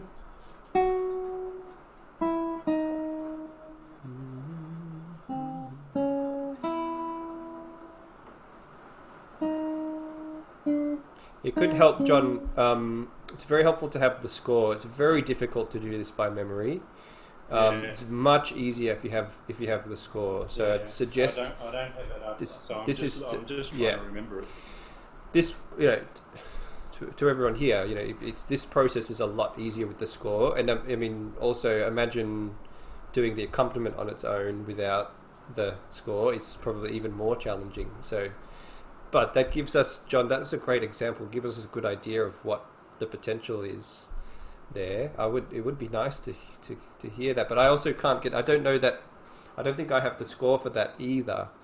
It would be nice if there was a piece, more a less obscure piece, perhaps. I know the composer quite well, but not. I just don't have that particular piece. Is there another example? Did you have like something else you're working on? A lullaby, maybe, or or something, anything. I started working on Bach's Symphonia from Cantata 156. Okay, how does that go? Symphonia Cantata 156.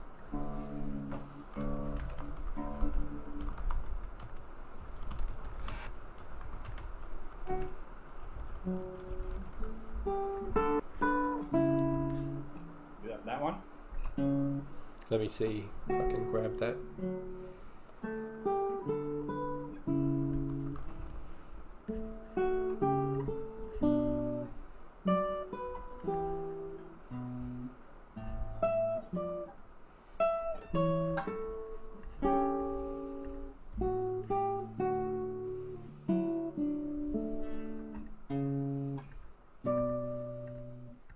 That's about as far as I've got. That's good. That would be a good one. Unfortunately, I don't have the score, at least not in D major.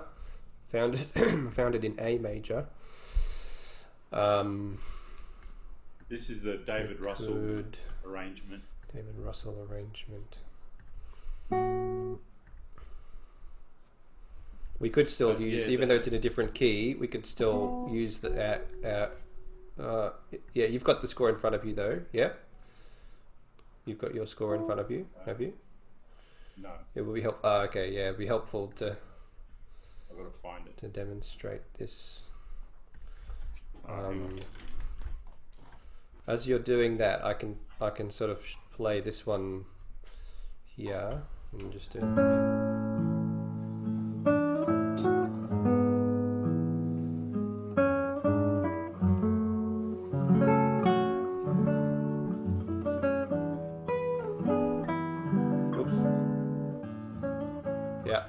Just to give people an idea. That's a different key.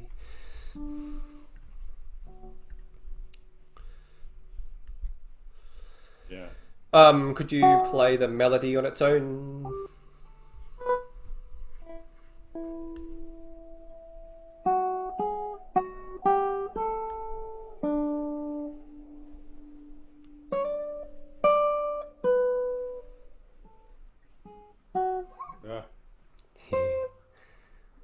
It's hard. It's good for our sight reading too, isn't it? Yeah. Yeah, it sure is.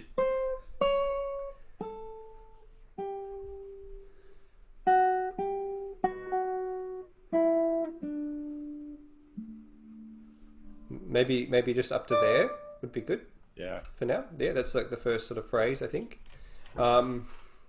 Great. Do you want to try that again, please? Just the melody. Just the melody.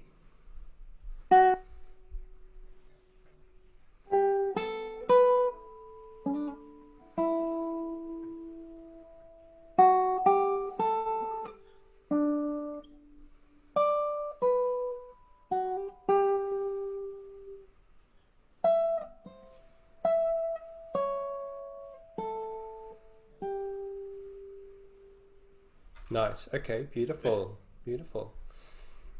Anything stick out to you as you're doing that, John? Any features or beautiful characteristics or? Well, I mean, it's a beautiful melody, and it's a very simple melody, and it sort of rises and falls, and then rises and falls, and each time it's a little bit higher. Yes, that's a good observation. Yeah, rises and then falls, rises and falls. That's going. I think this second one's lower, but then it does go up. then it goes higher. Yeah. much higher, and then it sort of does fall again. Yeah. So that's something that stood out to me. It's what stands out to me especially is are these beautiful leaps in the melody. So Yeah, right. could you play that again and maybe give us a nice I don't know, yeah.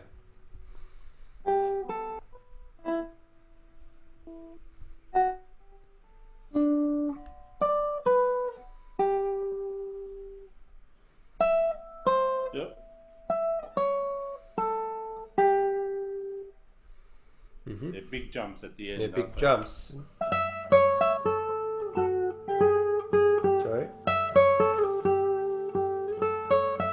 Yeah, it's sort of like an A major, Yeah. A7 arpeggio. That's it. Yeah, yeah. Yeah, beautiful. So we have these leaps. Now, in a cantata, this is probably a singer. Well, I'm not sure exact. I don't know this exact cantata, but cantatas, feature singers most of the time. So this is probably a singer. If not, it's an instrumentalist playing what the singer will probably sing later on. So usually with these leaps here on the guitar, we can sometimes, sometimes leaps are a little bit of a pain, we have to shift, but sometimes they're not. Sometimes they're almost too convenient. And what I mean by that is that we don't need to feel the distance, when we fret.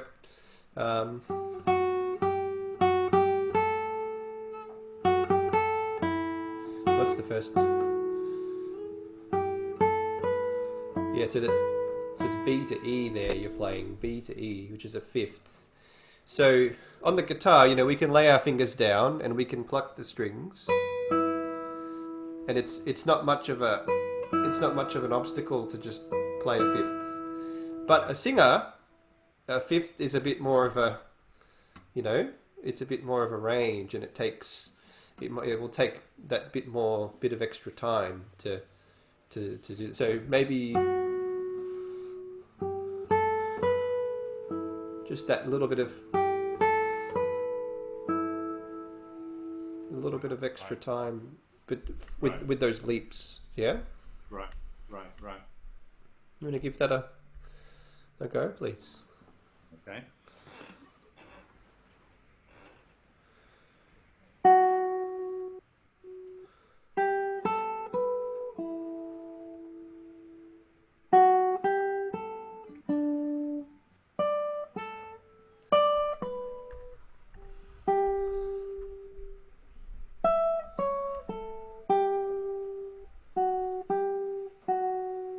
Yeah, beautiful. Seems like the biggest leap is the octave, the D to the D. So that one could be the one to stretch out the most.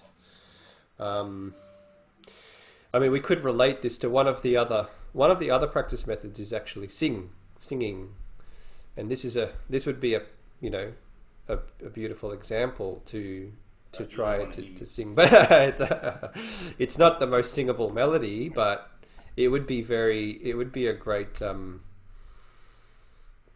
And Shirley says her husband, who is a choir singer, says he guesses at big leaps. That's good. I think I used to do that in choirs too, or I'd listen to the people who knew how to sing and just sort of follow them.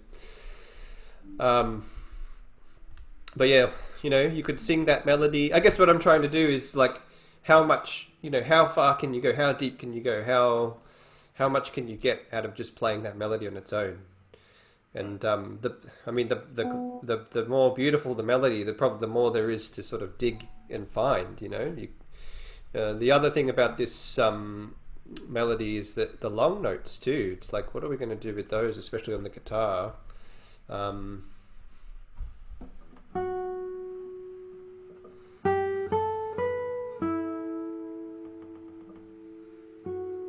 Yep.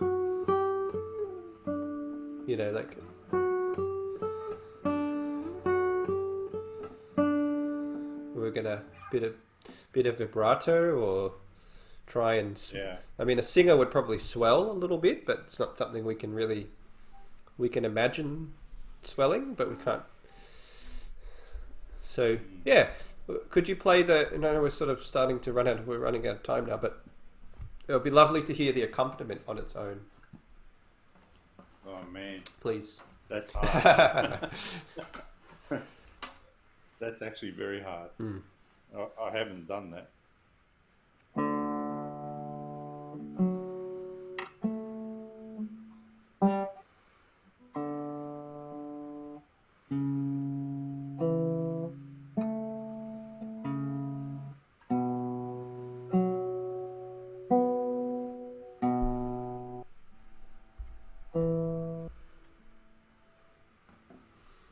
Nice. Yeah, up to there would be great. Beautiful. So what I noticed you did there, you played the bass note, and then the following two notes you sort of lifted them a little bit, like. I might be exaggerating. You mean Right, you sort of lifted. You didn't play them 100% legato, and I kind of liked that because it adds a bit more dimension to the accompaniment, right? Like if I was to play this, what you're playing as a part on its own, you probably won't play it like, you probably won't play it so equally. You'd be tempted to do certain, little subtle things to it. So, do you want to maybe do that one more time, please?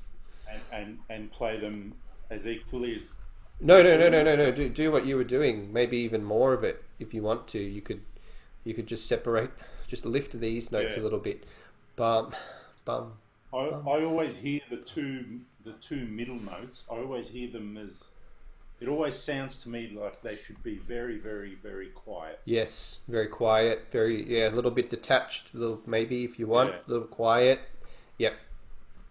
I was listening to Glenn Gould play this and on the piano, and he that's what he does. Have you listened to the original cantata?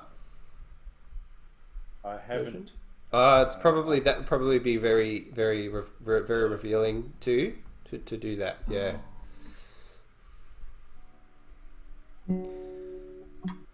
Oops.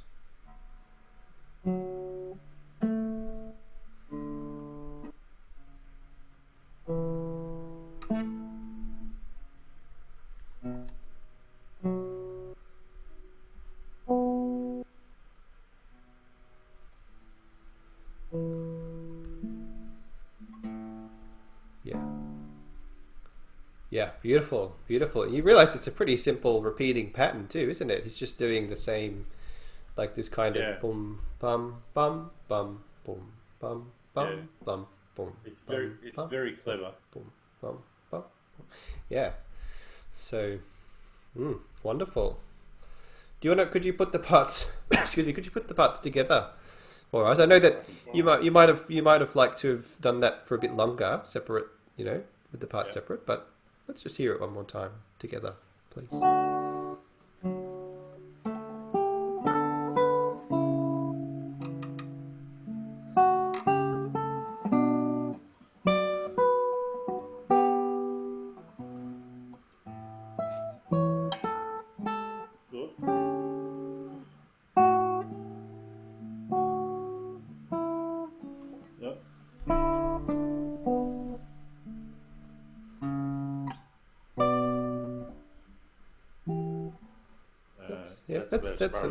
That's fine. That was great.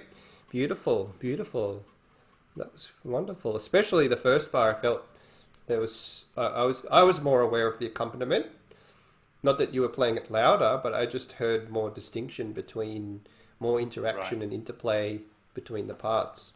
Did everyone else hear a bit more in it? When you put them back together, yeah. That's what. Most of us will probably experience that when we separate the parts and then put them back together. We as players will hear different things, and so will whoever's listening to you as well. Well, I guess before we wrap up, I feel like it's gone very quickly, but before we wrap up, is there anyone who would like to try something, or or one of those methods, sort of maybe in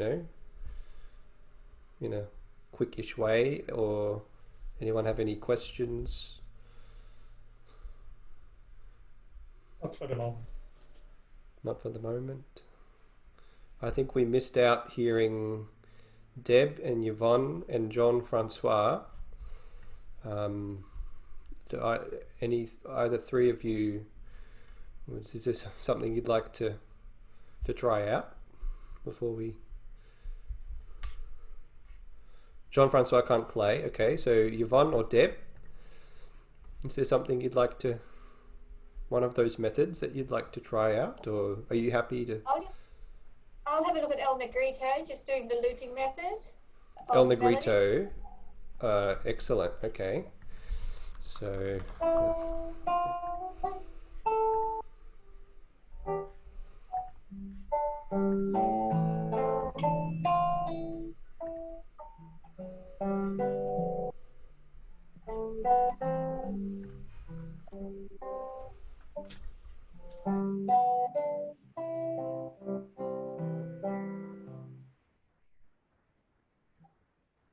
Okay.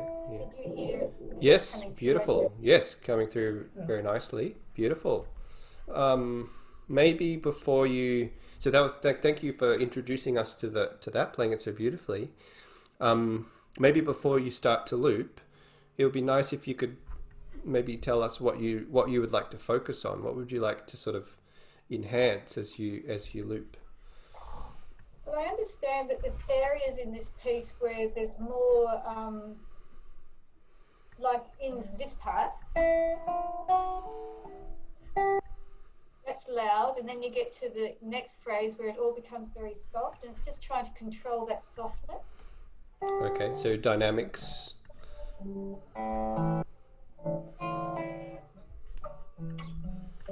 It's just getting the balance between the soft and the louder parts of it, and so that it sounds smooth rather than funky. Yeah, that's good. That's really good. That's getting pretty specific now with the dynamics. I think that's what another aspect of practice is, when we can be as specific as possible. I think it's helpful. So, Deb, you kind of went from, you went from saying you wanted to play the second part, I think, softer, and then you kind of went a level deeper, and you mentioned something like maybe the accompaniment being softer, or I'm not sure exactly, but I think we need to. It's sort of like there's a statement and then like a bit of a whisper about it in the response to the next bar. And I'm just trying to get that in it. Yeah. So it's hard. Well, I'm just finding it difficult to controlling the volume between the bars that I'm trying to achieve, and that's that's the hard bit, I think. Mm-hmm. So any hints? Yeah, so I've got the score up here, and I think the first step is if we can specifically map out and mark out what it is you're thinking. So this part of the phrase you're thinking that's kind of a bit stronger, and is this the weaker response that you're talking about? I'm sort of thinking, this is my interpretation of it. I'm sort of thinking this, and then coming into softer. I gotcha. Beautiful. Yeah. So that comes softer. So that's strong. Yeah, like it's sort of like the accompaniment. There's almost sort of like a lot quieter. Yeah. That really matches the melody. Like the melody's rising and then falling. So I think that's Okay, so you've got those two bars. So that's your sort of vision of what you want to do with those. Maybe we could add two more. So what would you like to do in the next two bars? think coming up from soft there and then starting to get a bit louder when you peak at the high note there, the F sharp, and then coming off and then back down low again. Like you're sort of playing the G softly, but you're still hearing the E up the top. Yeah, yeah. Coming back a little bit. That's so great. So sort of the first note in each bar is still belonging to the first part of the rising melody, you know, that little section, and then you're coming in underneath and... Yep, definitely. Yeah, that's, and then this kind of, comes in underneath. Yeah, so can I add maybe one more idea, is that this bar here, the harmony is suggesting G, yeah? And then here we get a sort of A minor, and then we get an E minor. So perhaps you could, if you wanted to, use color to sort of highlight the harmony. So you've got G, which could be maybe a little bit brighter, and then A minor and E minor could be more tusto, perhaps. So you could make it an effort to sort of, just color those chords a little bit, plus the shaping that you thought of as well. Do you want to give that? Does it sound okay? Do you want to give all of that? That's a lot of detail. Do you want to? Would you like to give it a go? You've got, that's worth maybe 3 to 5 loops, 3 to 5 repetitions, and hopefully that gives you enough time to do it.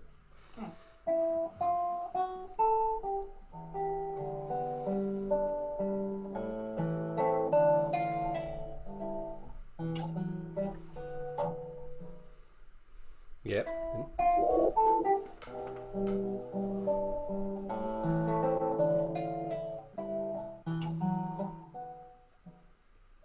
I think that needs to be looked at too.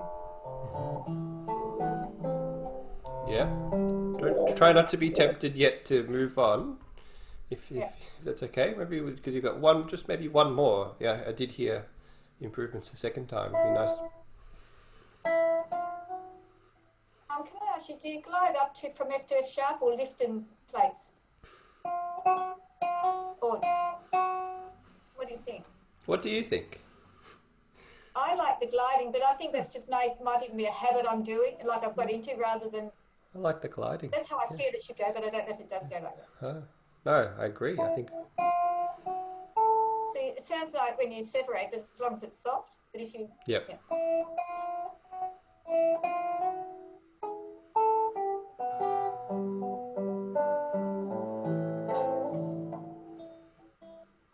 Oh, sorry. Okay.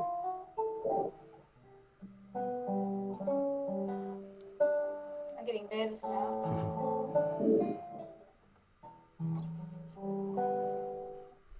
See, if you want to do a couple more, if you feel.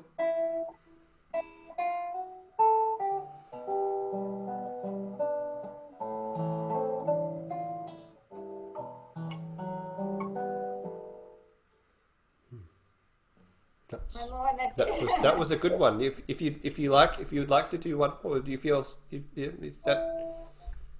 And I'm sort of stretching the notes in and out a bit rather than counting quite precisely as well. Probably won't pass an exam. It's.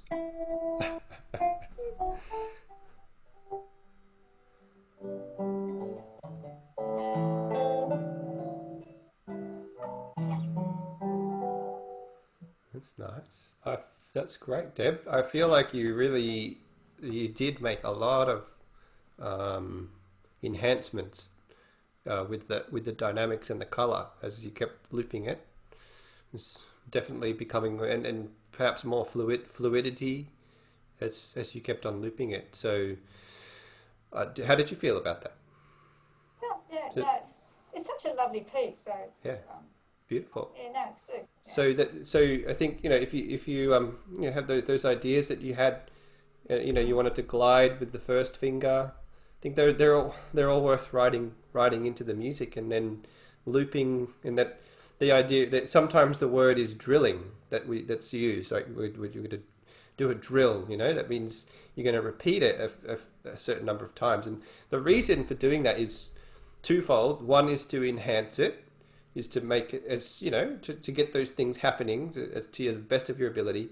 And then the other reason I think is to like play it in. Like if you think of drilling, it's like you've got a screw and you're drilling it in, right? You kind of, you're making sure that it's played in so that it's not just a thought, but it becomes part of your execution as well. So I think that's sort of the purpose of looping.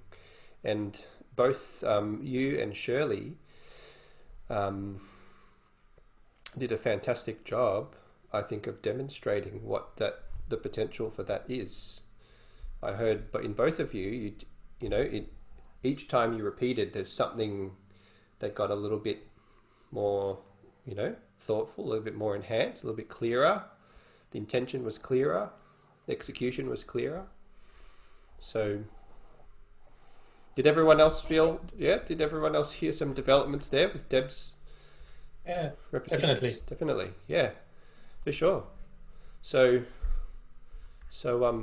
fantastic. Well, thank you everyone for that. We went a little over time, as we only covered 3 methods, but we did talk at the start extensively about some other issues relating to practice. But I hope this was helpful for you, and that it Really good. Thank you. My pleasure. And I hope these thoughts and ideas will help you to enjoy practice and find some new life in practicing, and solve whatever frustrations or problems you are having. And it's a journey, just like anything, playing the guitar, life. It's practicing is a bit of a journey. So, but you all did a great job today, everyone who demonstrated, and thanks for paying attention, and for your feedback at the start. And I don't know, that's I had a lot of fun. So I wish you all the best, and maybe we can do this again sometime. I do have some more workshops. Thanks, Deb. I do have some more workshops coming up. I've planned. I can send you all. I'll send you all a link for that if you'd like to check those out. And I will send you the recording of this. I'll do a summary sheet with the examples, and I'll send you the document that I made about practicing, like routine and equipment and all that, tools and things like that. So if you have any questions in the meantime, just shoot me an email. And thanks so much, everyone. Thank you. Good night. Good All night, right. everyone. Good night, everyone. Thanks, everyone. See you around. Bye. See you. Bye.